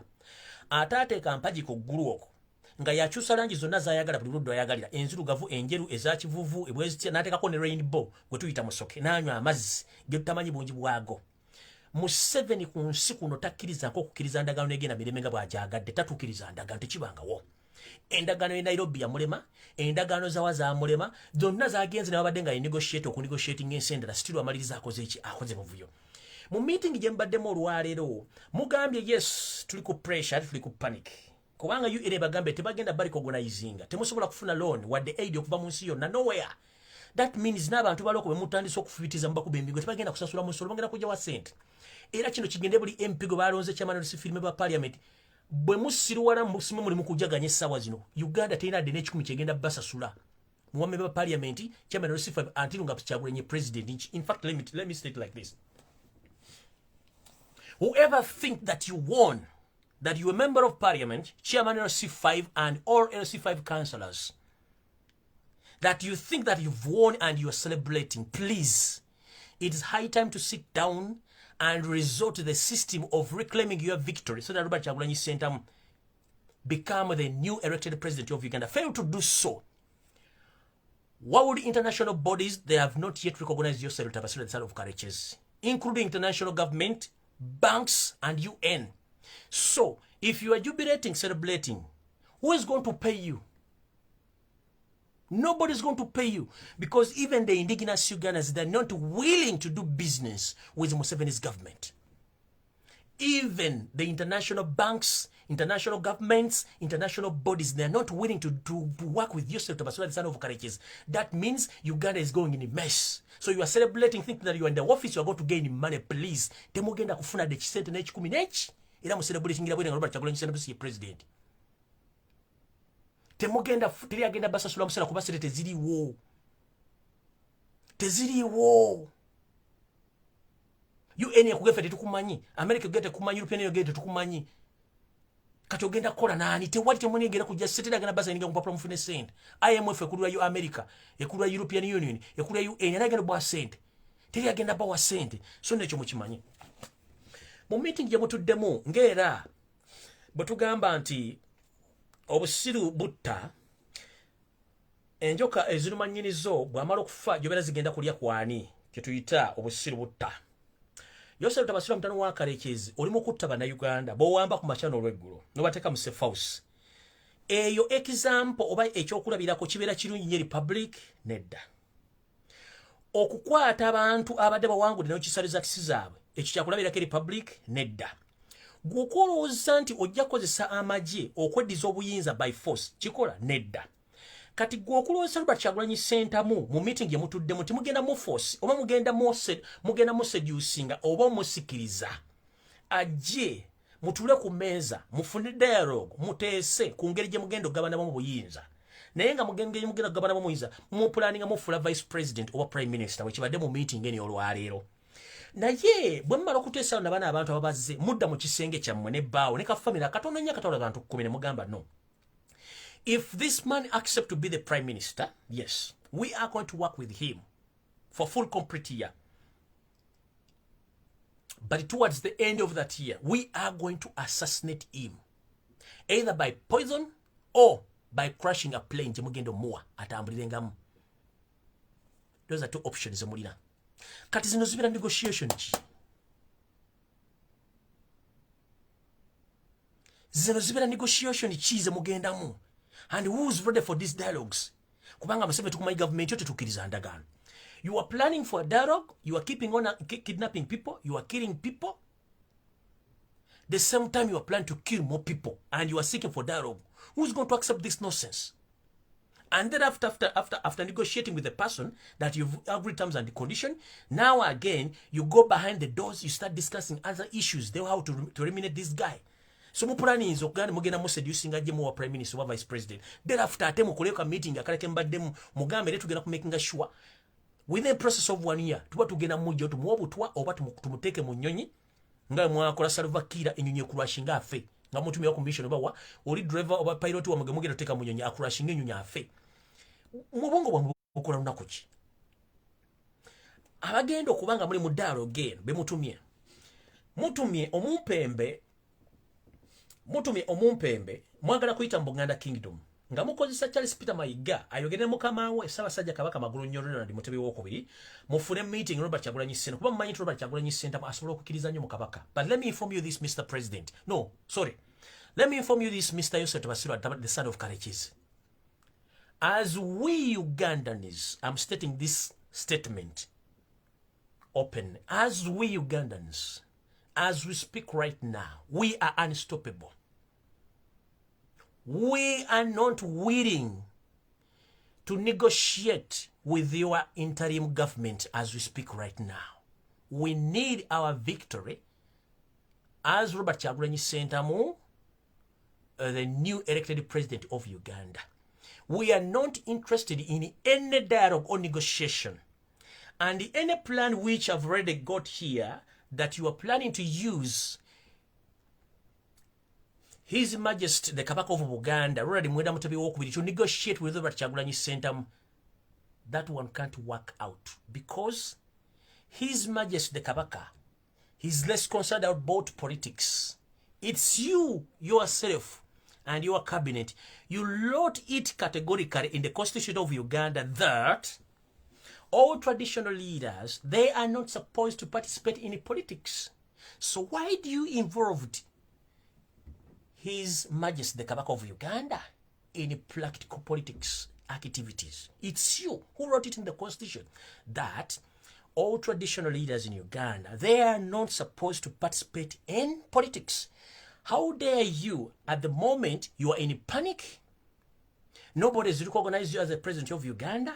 Now you are trying to involve the Kabaka to come as a middleman or a negotiator between you and the person you cheated. You think Robert Kyagulanyi Ssentamu is a fool? All Ugandans, we are fool. We are not fool. It's we who elected Robert Kyagulanyi Ssentamu Bobi Wine in that office. And you occupy that office longer because you cheated. You know that you cheated. So please, of His Majesty Ronald Mwe, or His Majesty Ronald Mwenda Mutebi Wokubiri, or the second in your dirty politics agreement, he's less concerned because it's you categorically who wrote in the constitution that all traditional leaders are not supposed to participate in any political activities. At this particular moment, why do you involve him in this agreement? Himself is under isolation, monitored by your forces, SFC. You don't allow him to associate with his subjects. You don't allow him to get out of the country. He's nowhere to be seen. And sometime back, like one year back, you poisoned him. You wanted to kill him. So now you want him to come. You want him to come back into your trace so that you can hunt him again. Please, that one is not going to work again. Leave all the traditional leaders out of politics. We as Ugandans, it's we who elected Bobi Wine jointly. Don't Baganda, don't Soga, don't Nyoro, don't Konjo, don't Gisu, not the Northerners. All we Ugandans, it's we who voted Robert Kyagulanyi Ssentamu. And our main target is to reclaim our victory. That's all. We don't need any negotiation between your government and your family. We need our victory. That's all. Ekyo nkimaze ngenze ku kirala. Mu meeting eno tobadde nnyo voko. Olw'ensonga nti wafunye edda pressure ne sukali yakulinnya olunaku lw'eggulo era wabadde bubi nnyo nga Robert Kyagulanyi Ssentamu amaze okwogera nga ne UN ekubidde essimu n'ofuna pressure entonnoonsi kabootongo byonna n'osooka no blackingamu ne bayita abasawo ababadde okumpi kuba basula kumpi ne State House ne bajja ne bakutandika okukolako nakati woobadde nga embeera si nnungi kuba tobadde voko nnyo mu meeting omwo nga n'okwogera tolina maanyi googera. Njala kugamba ekigambo kimu. Tugamba nti ekite ekitava ku ssengejjero kifuuka wankindo. Essaawa zino eri abeegomba okuba n'$200 eza $. Museveni olina buwumbi. Essaawa zino eri abeegomba okuba nti ali essuwaani 2 ez'emmere. Museveni tokyali essuwaani 2 ez'emmere. Essaawa zino eri abeegomba okuba nti bo balina emirembe. Museveni olina buli kimu. Museveni Katonda yakuwa buli kimu ekifunye. Lwaki weeteeka mu kakuuni k'abantu abagenda okwogerako mu history wa Africa nti gwe mufuzi akyasinze okubeera omubi mu Africa ne mu Uganda? Lwaki? Kiki nnyo? Bagamba musajja muno bw'akusinga ekigere togiyita njovu. Mukazi muno bw'akusinga ensumi katoliyita ddogo. Essaazi Robert Kyagulanyi Ssentamu yakusinza ensumi keryo si ddogo. Mukisa gw'abantu nakwagala. Okitegeera gwe okweremezaako obanga akutte enjovu n'ogiteeka mu kaveera ate n'ogisitula mu bbanga kaveera kagenda kuyuluka era kyoliko kati essaawa zino. Mukulu mbadde nkusaba n'obuwombeefu leka kutwala ggwanga mu mbeera embi gy'ogamba nti walwanirira. Kubanga ku Mande we twogerera gwe ne mukoddomo tumukunde mulina enteekateeka ezibuzaabuza eggwanga. Mwaddidde omumbatuutu omutoletoole omugwagwa ayina amatu gamulinganga obuujjo buno obwadda bwe twapimanga mbutto oba mafuta ono gwe muyita simanyi mabere mbiriizi looyo omusirusiru atategeera mutoletoole mwagenda wawo musango gwa ogw'okuba nti Museveni weeremeza mu buyinza mu busiru ng'ogenze mu East African Court. Tukimanyi Mabirizi Male mukozi wo. Ekyamutute mu East African Court eno diru eriwo between you gwe ne Mabirizi Male ne mukoddomi wo ono abuzaabuza ng'afukaana aba. Henry tumukunde. Henry tumukunde tewabadde wadde ne mu kyokuna tewabaddemu. Kati gwokwata amabere Mabirizi agenda wabe mu East African Court Museveni yatutte obuyinza mu busiru mu buki. Ebintu bino mubirekere ng'abantu abategera. 1 presidential candidate oba baloya be balina obuyinza okugenda okuwa Mabirizi Male walo. Mabirizi Male oli presidential candidate bakubye batya. mukozesa mabirizimale a blocking kati kambawulemu dilo eribweti akalu kali aka 2016 akagwa Richard Kano Kiza Besigye yasinga akalu kano olwo bali mu game yaabwe ne bamu blocking lewe obutawa musango guno ne basindika omuntu atakwata wadde kyakusatu amama mbabazi nagenda mu kooti mbwawaabe automatically bali bamaze okublockinga Richard Kano Kiza Besigye okuteekayo musango n'ebyo by'okulonda na kino tumukunde yabalidde mu 70 kansindike mabiri mu East African Court then ate next week musindike mu High Court awo abateke court injunction mu 7 baleme kulaiza nenga bakikola automatically nga balemesa Robert Kyagulanyi Center mu ayina obujulizi bwe tubuuza mabirizimale gwatayina mulimu gwokola toyina de duke litundu bumasu mabirizimale oli mupangisa mabirizimale toyina bwammwe oli kyereta kubanga ne family jogaji wazalamu omusajja geno kizula akatoli tusi yakozale na tete ne bakugoba ngo mazo tunde ettaka lya kitawe na tete mabirizimale guweyita ki mu Uganda tawumuzaako ngalabyo wumuzaako entwingiriyo mukulu tuzaako entwingiriyo wansi kubanga obudde bukuweddeko mabirizimale wawumuzeeko gwe buli kimu gwoche enkoko zerinyedde zaafuzaganya okubika amagi mabirizimale agenda kunoonyereza waki ekozaganya okubika oli bamukyali mabirizimale yayingirawo olusima mabirizimale mukulu wachitogena no wabira wachitogena simena koma genda ko nyiri wabire entegera ju wabire ko mu kooti nyobuzo mulamuzi ntegeera anti omulamuzi ajja kubuli engeri gyotegeeramu information edala omulamuzi yali musango ogwa nup omulamuzi Sekana Nyanzi Sekana owaye Nyanzi Sekana judge Nyanzi Sekana mukama wange yona joli mbadde nkusaba woli wonna oyongera okweyuwako oyongera okwetekako ebikunta ebimala kubanga obantu abanonyezebwa mbalamuzi wabo kujibwa gwe Sekana gwo omukubali ku line so Yasini Nyanzi Sekana please wona woli please gezaako nnyo kuba nti weeyongerayo ko oba weekwekamu ko olw'ensonga polisi gyefunye ku balamuzi bagenda okujibwawo gwo omukubo mulamuzi Yasini Nyanzi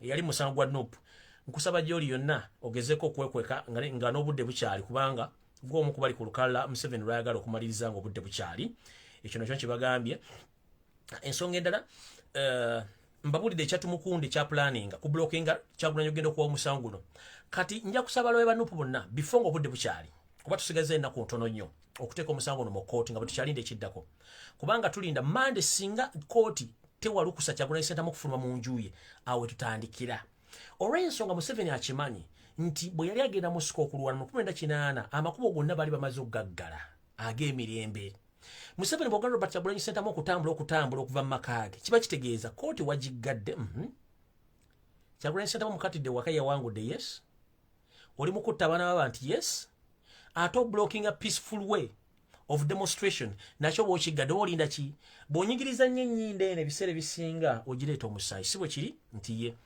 bannayuganda bakugete bakyakwagala Ekiddako kigenda kubeera ki ekyo tukyevuma njala kugamba bannayuganda kino kiri kimu bwe kiti nti ensi zaategedde Museveni ze yajjako amate nti yali azireese kukola bikolobero kati kino njala kigende eri abazungu mwenna I would try to encourage all foreign bodies and international governments that whoever deal with Yoseri Tibahaburwa, the one who cheated our victory in Uganda, you are dealing with the wrong person. However, he comes ever in those summits stating that he is the only man who can manage East and Central Africa security-wise. But that is a trick. He's just blindfolding you. You don't know who is exactly Museveni. Museveni is good at convincing, but unfortunately you don't know who is him. Museveni, he claims to be having almost 2.5 refugees across the Great Lake region. But this is the trick. Museveni is a warlord. He's the one purchasing ammunitions from different parts of the world. He creates rebel groups, including Somalia, South Sudan, Democratic Republic of Congo, Central African Republic, Rwanda, Burundi, including Uganda. He facilitated all those rebel groups with guns, food, and all necessary equipments to those rebel groups. And those rebel groups, they start fighting against the regimes in those countries.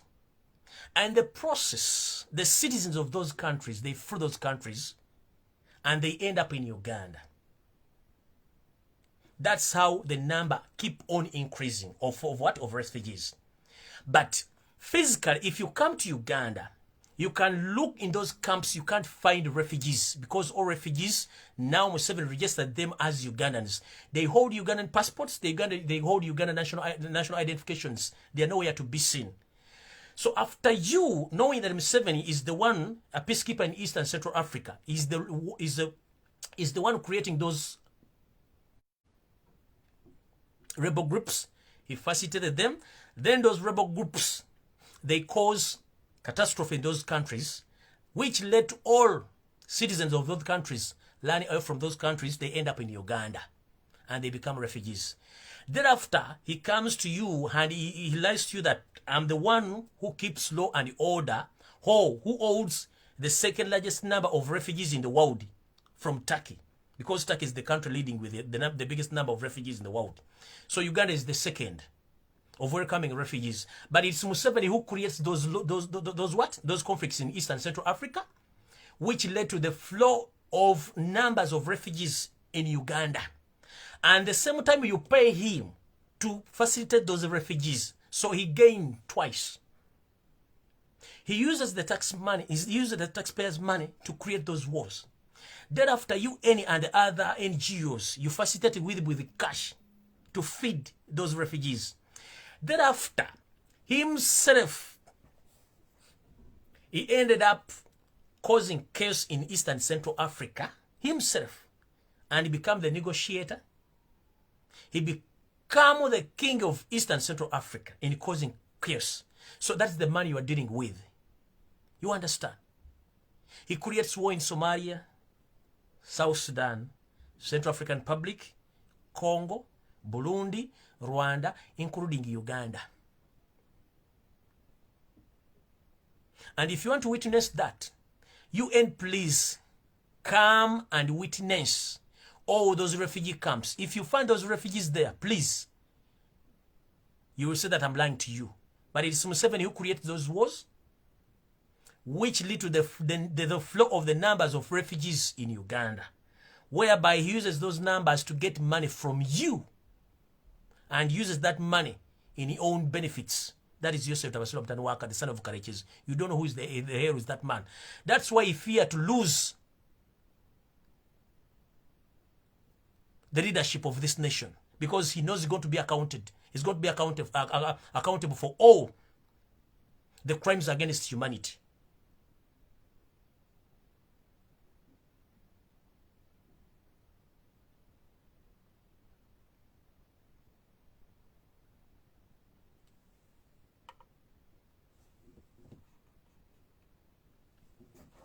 So ekyo njagadde bakitegeere bulungi.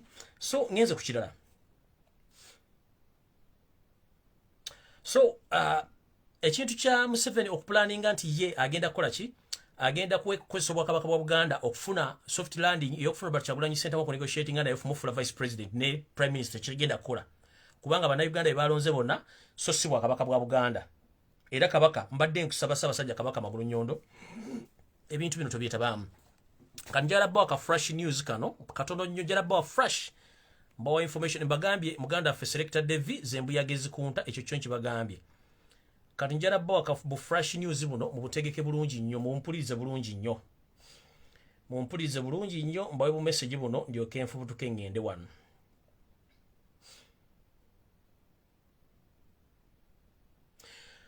Drone UBJ 695A, white in color, operating in Gaza Kasangat areas. This drone is full of guns, rotating around in those areas, kidnapping and killing innocent civilians, and drop them in swamps. Emmotoka kika kya drone eri mu langi emmyufu ngeri ku namba UBJ 695A mukala njeru. Eno drone ejjuddemu emmundu etambula mu bitundu ebyekasangati, ejjuddemu emmundu egenda ewamba abaana b'abantu ngebatwala ne batta ne babasula gye baagala. Mumpulira bulungi? Tugenze maaso. Okutandika n'essaawa 3 zino zadde zajjo bwe nafudde fresh news eno eza Uganda. Jeno Katumba Wamala has been restricted on his movements from now. General Katumba Wamala atandise okuteekebwako obukwakkulizo oba ekkomo ku ntambula ye okwetoola Uganda oba Kampala bamuntalinga nga basuubira nti ayinza okuba alina ekyamu kyagala okukola ngenze mu maaso oba fresh. General Muhoozi has called a meeting to armed forces commanders in Uganda. Place is Lumbuye barracks starting at 11:30 p.m. yesterday. Yatandise saawa 5 ez'ekiro ez'akawungezi kajjo. Drone zange zagenze otuuka late kubanga jona den n'okujja naye ate engeri y'okwekalakaasa mu New York nesobola kujja nga kansoke mbireke. So ne message zembawa zadde zajjo neera kiba kitulaga nti waliwo ekigenda maaso. So General Muhoozi Kanyarugaba called a meeting of armed forces commanders in Uganda. Place was in Lumbuye barracks. The meeting started at 11:30 p.m. yesterday. Kafrasha Karakasoma kati. As we talk now, meeting is still being held at Nagulu Police Headquarters office to see how they can put all NUP MPs under house arrest. Please inform them all. Hakonoka deka fresh. Karakasoma kati. Nti wotwogerere essaawa zino tegeeza nti waliwo meeting egenda maaso ku kitebe kya polisi ekikulu e Nagulu ng'era omulamwa omukulu ogutuuziza meeting eno gwa kukwata bammemba parliament bonna abaloddwa ba NUP okubateeka mu buwaze okubateeka mu mayumba nga batebabakkiriza kutambula. Ne bantegeeza mbagambe nti mu kikole bunnambiro nga n'obudde bukyali temugezaako okubeera nti muzungazunga ng'era we mbagambye wali ngenze mu maaso. Tonight or tomorrow morning, General Tumukunde will be having a meeting with the Janet Museveni unknown place. Ye meeting eri jemba gambye baddewo mu State House nakasero leero. Muwulidde bulungi. Tonight or tomorrow, General Henry Tumukunde will be having a meeting with the Janet Museveni in unknown place. Kati bano omanyi oli cousin brother wa Janet. Bayinza okuba balina meeting before ebadde nga tekwatagana neeno. Naye jjukira babadde mu meeting olwaleero. Kati bano balina kyebabala bonga ababiri. Tugenze buno fresh news.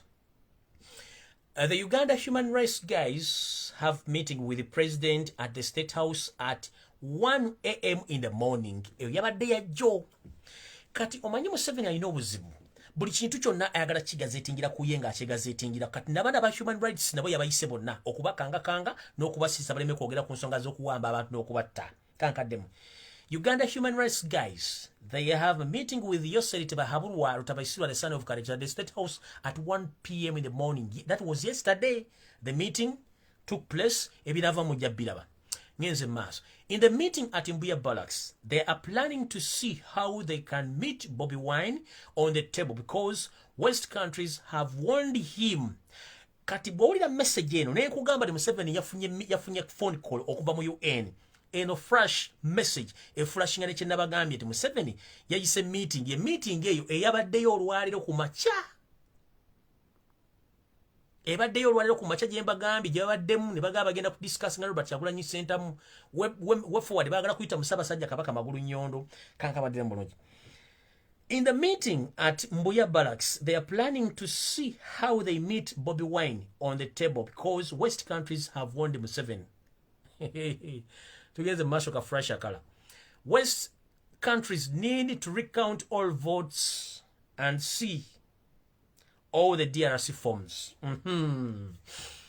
And see ezebunayira nalesuza abagulume uzagambye so tabasira mutanu wakale kizikusimu. Twagala obulu bonna budi bwomu okubala era twagala kulaba ku DRC forms zonna ezavudde mu bulu buno. Njala bagamba omumpembe Simon Wakama talina DRC form neji nkidam omumpembe Wakama talina DRC form wadde neji name Orensong. Ero kisanga Uganda Orensong buli kitongole kirina kyetuyita website ekibanja ekyetongodde ku mutimbagano gwa internet omuntu kwasobola okugenda sekinoomu n'ateeka mu Gola Moses Uganda Electoral Commission official website n'oteekamu n'osearchinga n'ofuna results zonna nga bwe zaabadde okuva ku president mpaka ku chairman C5 owadde naku zibuvuddeko.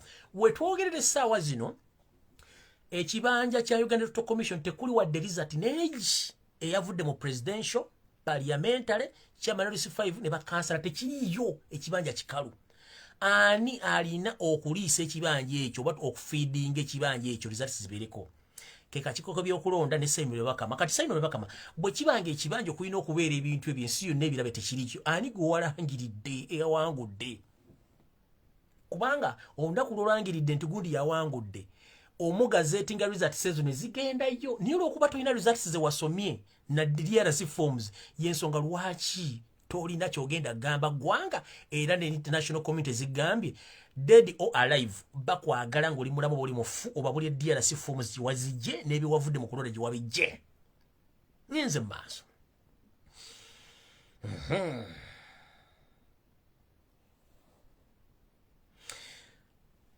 Those Western countries, they need a recount votes and DRC forms from the Electoral Commission.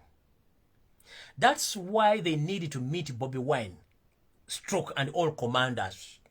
Force, panic. Nabagamba tota chibenga tota njike ne nyandusu, panic. Tugenze maso. Fresh news edagamba. Man, do you know that retired Colonel Chiza Besigye, Mugisha Muntu, and Henry Tumukunde are supposed to be in this meeting at Lumbuye Barracks? Eyabadde ya Joe. Mulira abafere bano. Man, do you know that Besigye, Mugisha Muntu, Henry Tumukunde, they were supposed to be in that meeting at Lumbuye Barracks? Bulijjo bagade tulina opposition muddawo mugambo biki tebalina na bano benyini mu meeting bazibeeramu batambula ekiro mu mamotoka gasula gatambula pressure bali bubi nyeze maaso. They are planning to kill Sekana, the judge, who was in the Noop case.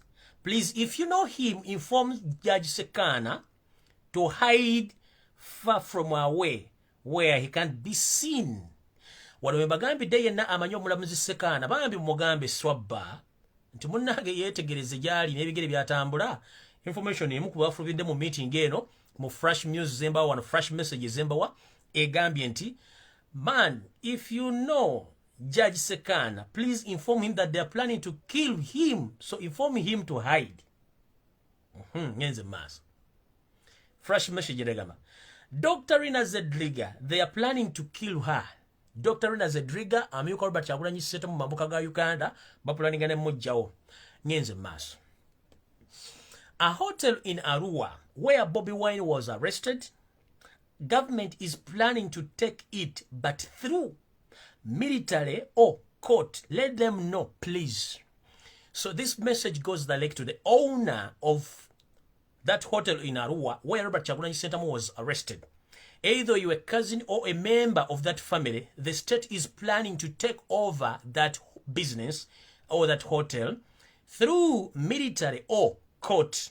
So please inform the family of the owner of that hotel where Robert Chagulanyi Sentamu was arrested during the Arua saga that soon or later the government is planning to take over the hotel and the land, including all the properties of the owner of that business. Another fresh news is the second meeting has been called off by AU officials in South Africa because of Museveni refused to attend. A second meeting has been called off by AU, that is African Union officials in South Africa, because Yoseri Bahabulwa Museveni refused to attend the meeting. Reason being, as we speak right now, Museveni, he fears to fly using aircraft or airplane. Nchidam.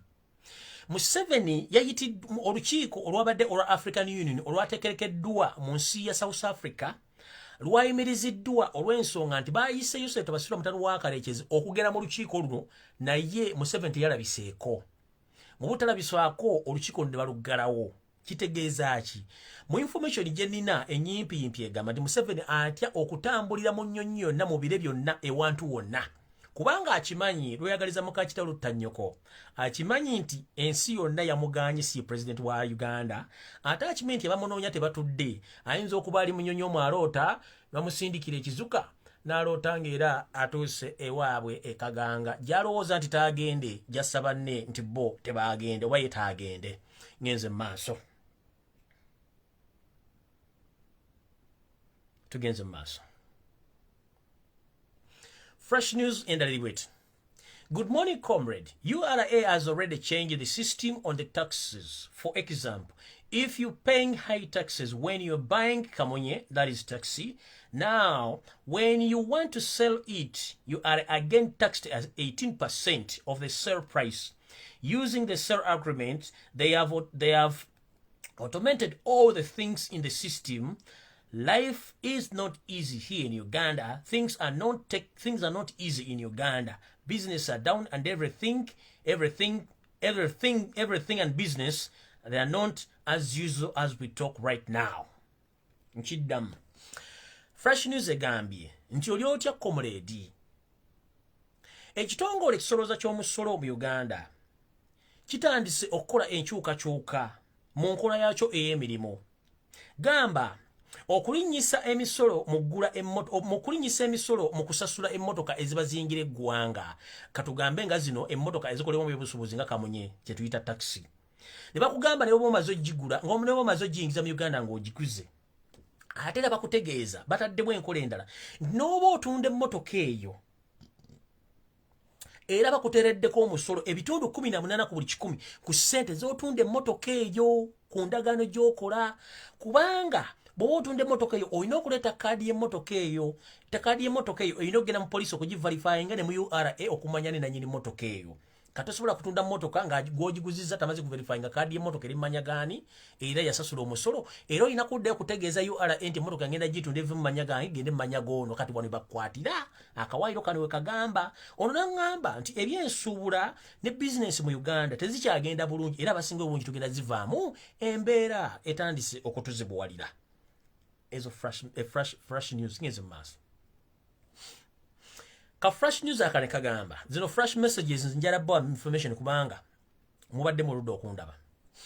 The state is planning to kill Byabakama so that they hide the evidence of stealing votes, or Byabakama to leave the country, to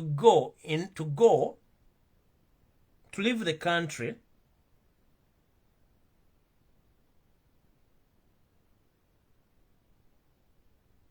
to hide from being questioned in the courts of law, where he got all the results. He announced that Yosef Tabasula, the son of Karekezi, he was the new elected leader of Uganda. Mukategedde. Kaloka fresh news kasoma kati. Nti government y'omumpembe Yosef Tabasula mutano wa Karekezi ali mu mateeka. Eneeteekateeka ey'okugyawo chairman w'akakiiko k'ebyokulonda Byabakama okujjawo obujulizi obunamubuzibwa mu kooti n'ebitongole ebirala kumubuuza bye yasoma ng'alangirira Museveni agenda yabijja ludda ng'abisoma. Kubanga n'ekibanja ko birina okubeera tebiriiko egenda kuwera wiiki namba ng'ebintu ku kibanja tebikola ki tebiri wiiki namba yaweze nga bye yalangirira tebiriwo kubanga talina DRC forms. Oba bagenda muddusa afulume eggwanga bamukweke gye bana bamukwese nga tebasobola mufuna wonna waali ngenze mu maaso.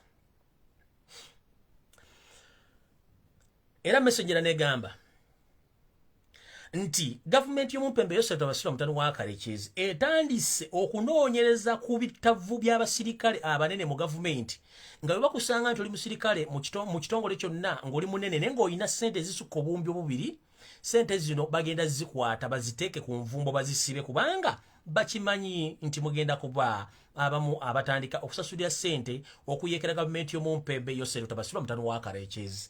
Those are fresh messages in English.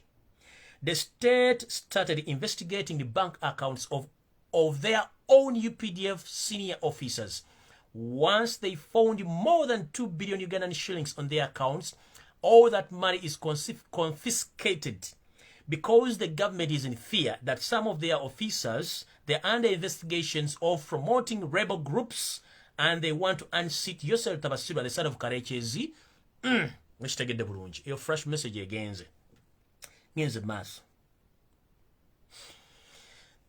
So after those officers get to know the information about the state investigating about their accounts in different banks, even the officers, they've started changing their names in those accounts so that they prevent the government from confiscating their money on those accounts. So now all military officers, mainly the one on high ranks, they're in fear of being imprisoned and their money being confiscated on accounts.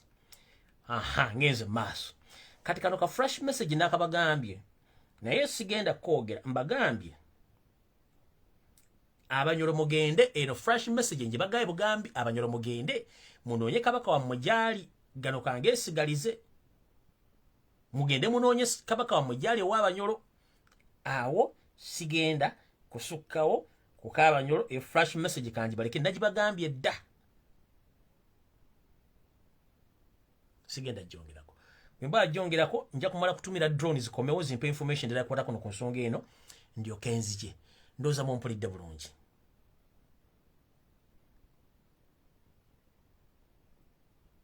mumpulidde bulungi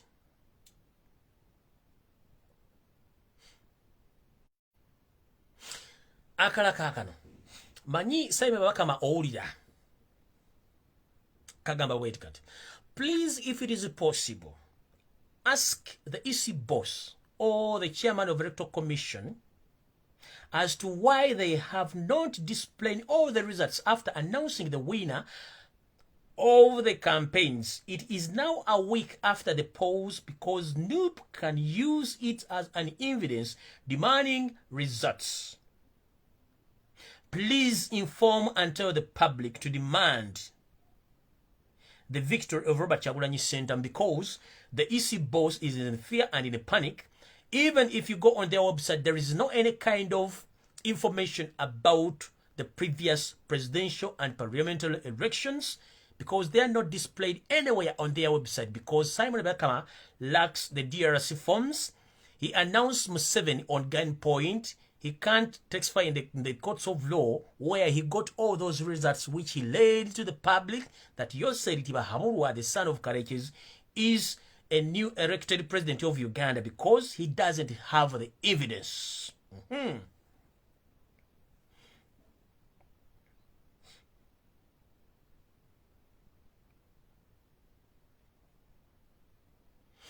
EC boss has to give all forms of DRC forms from all the polling stations to every district level or county-wide. But Samuel Bakama doesn't have even a single DRC form. And that's the reason as to why all state operatives, they're looking for DRC forms for NUP as to destroy the evidence that Museveni won the elections while he lost completely. Because if you can ask Samuel Bakama all the DRC forms of the previous elections, this indicates that if you count all the DRC forms which were properly arranged by you vote, Museveni didn't even get 25% of the vote. So ask Samuel Bakama, where did he got the results which he led to the public? Your last information. Mpozi nga maliriza njala kubategeeza mwenna nti bannange mubeere curious nnyo ebikolwa ebikoleddwa omumpe beeseta basula n'ebyokwerinda okuba nti baplantinze emirambo Albert Kyagulanyi Ssentamu n'emmundu era nga muganda ffe Selector Devi zembuyaga ezikunta yoseta basula mutano wa Karekezi ne banne baamusse era nga kiga bamuzisse mu bitooke bya Robert Kyagulanyi Ssentamu n'emirambo ebiri emirala gy'emirambo esatu era ne bateekamu n'emmundu mu maka ga Kyagulanyi. Kino bagenda kikola nga basinziira ku bujulizi batandise okufumbirira ndoza mujjukira Robert Kyagulanyi Ssentamu bamujja na Lufenya nga ayinako essaati ezimu zaaliko omusaayi ezimu polisi n'ezimujjako n'amagye zezimu ku ssaati ze baakozesezza okuteekamu keesi zino okwefaananyiriza nti DNA banaagitwala okuleeta DNA ejja kuba yeefaananyiriza omusaayi gwa Robert Kyagulanyi Ssentamu wale bajja okufunira aba forensics ne bajournalist okonfaminga nti obujulizi balina butuufulumika Robert Kyagulanyi Ssentamu okuba nti ye yatta bakyalibe n'okuba nti n'emmundu ze balina zize. Kati wano njala kubuuza enanga polisi isose mwayi ne CID kafankuna yonna buloolo nsekere njala babuuzaamu intelligence mwagisomerawa mwasomerawo really intelligence. One simple question. Mwawamba maka ga Robert Kyagulanyi Ssentamu ne faamu ye yonna ey'emmere ku kibanja kye ne mugiwamba ne mugiteekamu amagye. One, mupamye bulwa musazeewo ebyayi Magere yenna awunye empitambi ngenda kusaba the Inspector General of Police Okoth Ochola and Peter Okech, CMY, ISO, UPDF and Foreign Forces, please stop shooting around Bobby Wine's home and in the neighboring areas. People of Magere and the residents of Magere, they are complaining that the wall of Magere is stinking because you are shitting everywhere. There is no toilet. There is nowhere you ease yourself. But you are easing in people's compound. You are easing yourself in people's gardens, including Robert Chagulanyi Center Plantation and Garden. The wall of Magere is stinking of your shit, please. Peter Okech, the Deputy Inspector General of Police, Okoth Ochola, the Inspector General of Police, CDF Mohoz, CMY boss, ISO boss, with much respect, we ask you to remove all your full forces from Magere, because soon or later, cholera is going to invade those people, because the place or the area called Magere is full of shit from your planted soldiers there. No toilets, nothing they use after eating, holding guns. From there they shit everywhere. Please mugende muyamba abasajja bamwe mubajje Magere. Abantu b'Amagere bakomplaininga abasajja basaze ebyayi basanze bagenze bapama kaga system efusenga ya India Mahatma Gandhi bali ago bazungu yaragira abayindi ogenda nga basanze bapama wo bakigubomu zintu tayagala bintu bichafu. Kati Mahatma Gandhi yakozesa akakodo naga abayindi mugende nga mupama buli wamu yere chovula abayindi bachali muno muzo kupama ko kubo ogende wa buyindi bapama ko buli mukubo. Kati please enkuba bwegenda otonya abantu b'Amagere bonna bagenda kulwala n'ebitundu bisigadde okubanga abasajja bapama mu nzija bapama mu nnimiro amagacha ngo gajjudde empitambi gajjudde kasasiro.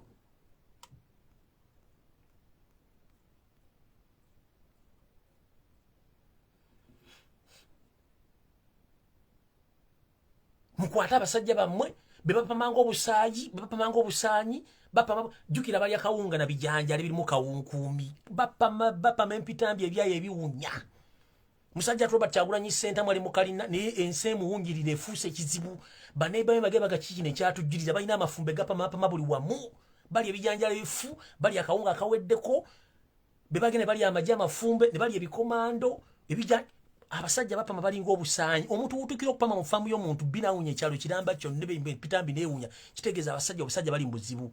Era bantegeeza mbagambe CDF w'amajege David Muhoozi mugende mujja abajega mu Kyagula abasajja bapama mugende mujja bambega mu Kyagula batufukidde ekizibu bapamye Magere yenna awunya bapye mbiyo neyo na kumbuzi bapameyo banna Uganda tebakyayine basiza nebotekako fani nju neewunya mpitambi byayi byere mugende mujje obusanyi bwa mu compound y'omusajja. Nora tuwali toilet, tuwali mobile toilet, tuwali wadde kimu. Mwaleka abasajja bali mu kulya bali amajji bali afere bali ebikimbulyo bali mu kupama bali ngo obusaanyi.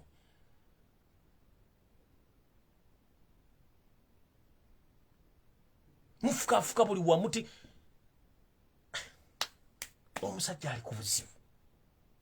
Katika kanzo kenzide wali wembadde.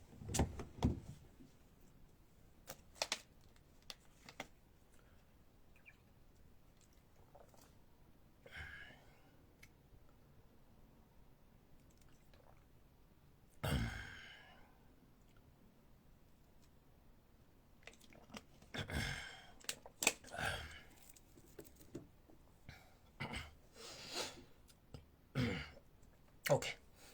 Njala kubuuza Madamu Grace Akero, the head of CID headquarters. Njala kubuuza CMY boss, njala kubuuza ISO boss, njala kubuuza Muhoozi Kanyerugaba, including Museveni yourself. Mwasomera wa intelligence.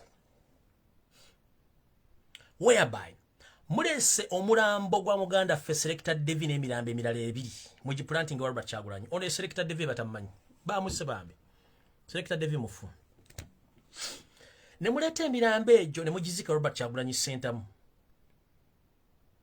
nga mukimanyi one mwawamba makage ne plantation y'amatoka ne mugiwamba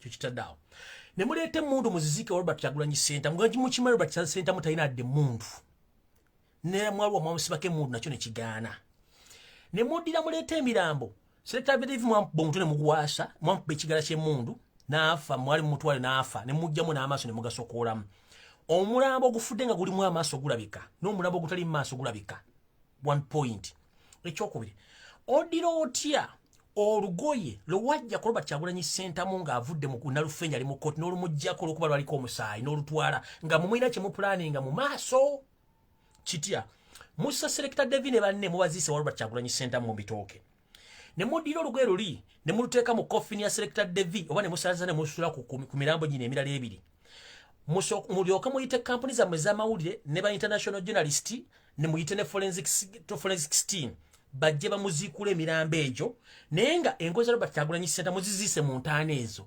okulaga nti Robert Kyagulanyi Ssentamu bwe yali atta abantu bano omusayi gwamuyikira ku ngwe kanjala babuuza muddira mutya engozi z'omuntu gwemeti mwali muggyako ne muluzikira mu koffini y'omuntu obujulizi ki eyo intelligence ki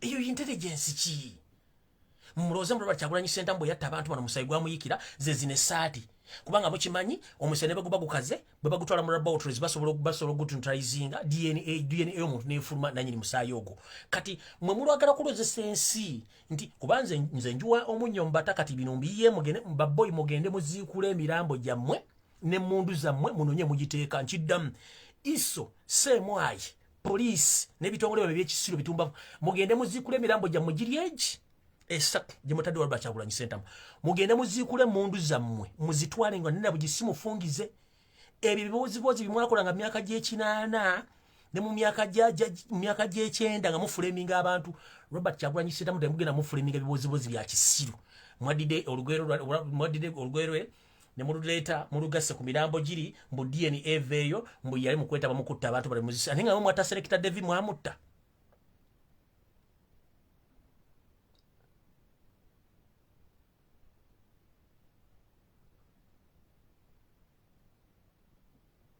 mumwamutta Selector David mumwamutta ate kati muli mukukola agaboozibozi mukwate emirambo esatu gye mwatadde wa Robert Kyagulanyi Ssentamu mugijjawo n'emmundu zammwe ze mwaziiseewo nga nenna bugisi mufungize n'aka kavubuka ke mwagala okuleeta akaali ebusaabala mukaleete kadde mukalumize Robert Kyagulanyi Ssentamu bwe yatta abantu ebusaabala ku biiki ye nako mukagambe kaddeyo kafiireyo ddala kubanga twaka ku bibooziboozi bye mwaleeta ku Palusi TV obwa Bambega muddeeyo mubizeeyo eyo si bakola intelligence no eyo si intelligence never forming a case that's not how they form cases or they flame any opponent of yours that's not how they flame people Robert Kyagulanyi Ssentamu is a very intelligent man whom you can't defeat you are trying to flame him or you plan to flame Robert Kyagulanyi Ssentamu long sometime back but you failed as right now you are planning to frame him with dead bodies mbuyamuse olwokuma mwafuna essati gye mwamubako mu kooti egundi Nalufenya gye mwamuggyako mugirese mugitadde emirambo mugitadde mugizise nkimanyi mulaba essaawa ziri mukwate emirambo gyammwe gye mwatadde Robert Kyagulanyi Ssentamu mugiri esatu n'ogwokuna guyinza okuba buli mu compound wano wansi mbitooke gyesembera mugjawo emirambo gyammwe emmundu zammwe muzitwale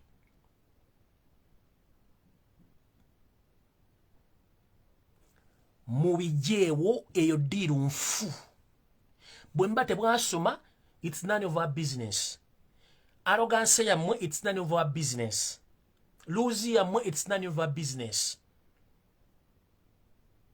being idle and disorderly it's none of our business lack of respect is none of our business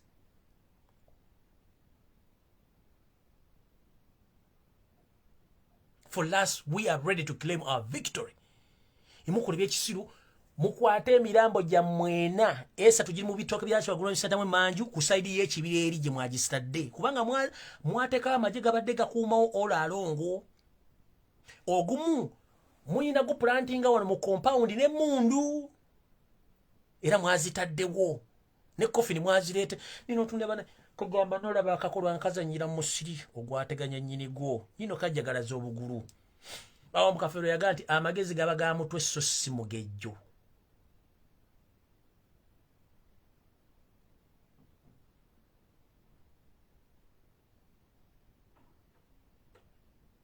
mwasomera wa mwasomera bakulu notuna basajja abakulu twatera embundu twazimba amagorofa twavuga zibenzi ate kafuwa ate head waggulu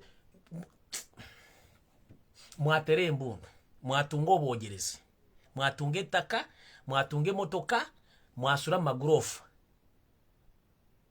ati emitwe empty head temuli magezi arrogance yajjudde emitwe gino manyi mulaba mwatera embundu mwatunga obwogerezi mwatunga ettaka mwatunga esente mwavuga mabenzi mwatunga zifurati ati obwongo 0.000 empty. You find someone called himself a general. Taina ati warutaro. You find someone called a major general. Taina ati warutaro. Just empty head. You called yourself a general. Ngatosobola kukiriza nti oli defeated. You called yourself a major general or a general. But plan-wise, oli empty tona cholina. The only thing you have the skill is just to coach a gun, adding in more magazine, shoot and kill. That's the only system you know. And dressing as if you were created in that uniform. Mwambala ne munyuma bulungi nnyo nenga ombuuze biddako mu mutwe. Temuli system y'okuframing emisango nkadde nnyo. System gye mubbiramu nkadde nnyo.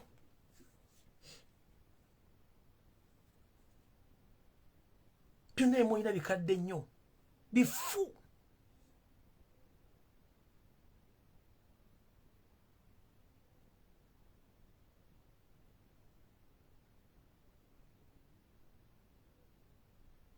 Bifu nnyo nnyo nnyo nnyo. Bannange. Tusinkana enkyambi muli Mbulange Mmengo. Tusinkana enkyambi muli Mbulange Mmengo. Mukeerako. Naye bagamba atali kutambulira ku sibira ya Menvu bakulu mwetereze bamwafuna lankaza jeno naye mitwe mikalu. Bakuyita president naye nga okutegeera kwa Munguba. Ne fresh kid akusinga amagezi bakuyita general. Mwine ekintu kimu kye mmanyi kugula moto campaign koni mutambula na miggo mentality yente ekyabali mu kwata emiggo nobala era if you want to differentiate these people don't waste your time. Figures awe balinga nsawo za pambe ziweddemu ziyisemu amazi tezitera ziri obweziti awala balina hips abasajja abakulu balina hips aba CDF alinga oba mukazi wa musajja I don't know tula salimu salalinga ensawo ya pamba eri wansi tunuliro no tabasira ntano wakale kyeruto mulinga entumu ya kasasiro jangola bano jenisa magulu gamulinga ga ice cream ayisemu omusana gayika ali utategerekeka akatono pressure zimuli mbuli mawa tategereka pressure zimbanga vaako takiriza bobasanga bayimiridde akutta omuggo era omanya nti beebo bajeteeke eno mu kabina nayimirira nga alina omuggo buli muli ne mundu ate mutambula n'omuggo. What's the difference between omulalo n'omusirikale? Kubanga mulina mentalism ya kaulism. Mulina mentalism ya kaulism ti mwenene abantu mbayita ati kwata miggo. Ili abazungu baje bagamba why there's people holding sticks. So you need to explain much more to inform those whites why these people holding sticks while they have guns. It takes time to explain for the white man to explain to him why is it that all these soldiers they hold sticks while they have guns. So you need to explain to them that these people they just came into power by luck. They know nothing in management. Nothing. That's why whoever get money agulataka kuteka konte na abereyo na kubira omularo ati we no gamba chimbweno ente zigamba chi zazade bye babuze byonte ko kama matebe bamanyibe kutuna muzigo nothing else bawuli adiri bagenda kusabata sirimu bazikuba bazituwala agula munte mu bintu bina musabire bya sokudusa basuse kudusa ante icho kache bamanyi ente zokka tibamanyi echo mwiba sokudusa ante kuba manyi nte So sad. Kitalo nnyo ekya Selector Devi mukama mumuze mirembe ne bannaffe abalala batamanyiddwako mayitire era tutumanye gye emirambo esatu gy'abaani ffe tutegedde kugwa Selector Devi gwe tukonfaminze. So rest in peace Selector Devi. We meet again in internal peace because it's just a matter of time. The difference is time. But whoever behind this assassination and kidnapping all Ugandans, you'll pay. And time is coming. May God bless Ugandans. Please, very in the morning on Monday, eve of electing all the local councils of very free and all their councillors, please wake up very in the morning. The color is red, umbrella. Whenever you find any candidate of Noop putting on an umbrella, please just tick. Don't hesitate, just tick umbrella. As we wait on Monday, whether Robert Kyagulanyi Ssentamu is going to be free to associate with these people, or we announce another move. As I close my video, I would like to appreciate each and everybody worldwide, any Ugandan who participated in the peaceful demonstration worldwide. Please, thank you very much. May God bless you. Mukama bankumira takumira mpeera tusinkana olunaku lw'enkya mu Bulange Mmengo mu programu y'ebimuli naye nga nfundikira mwenna abanyolo mugende munoonya kabaka wammwe gy'ali. Mbabuulidde nze siri mubi siri musezi mbabuulira ekituufu mugende munoonye. Mukitegedde bambi mweraba Mukama bakuume.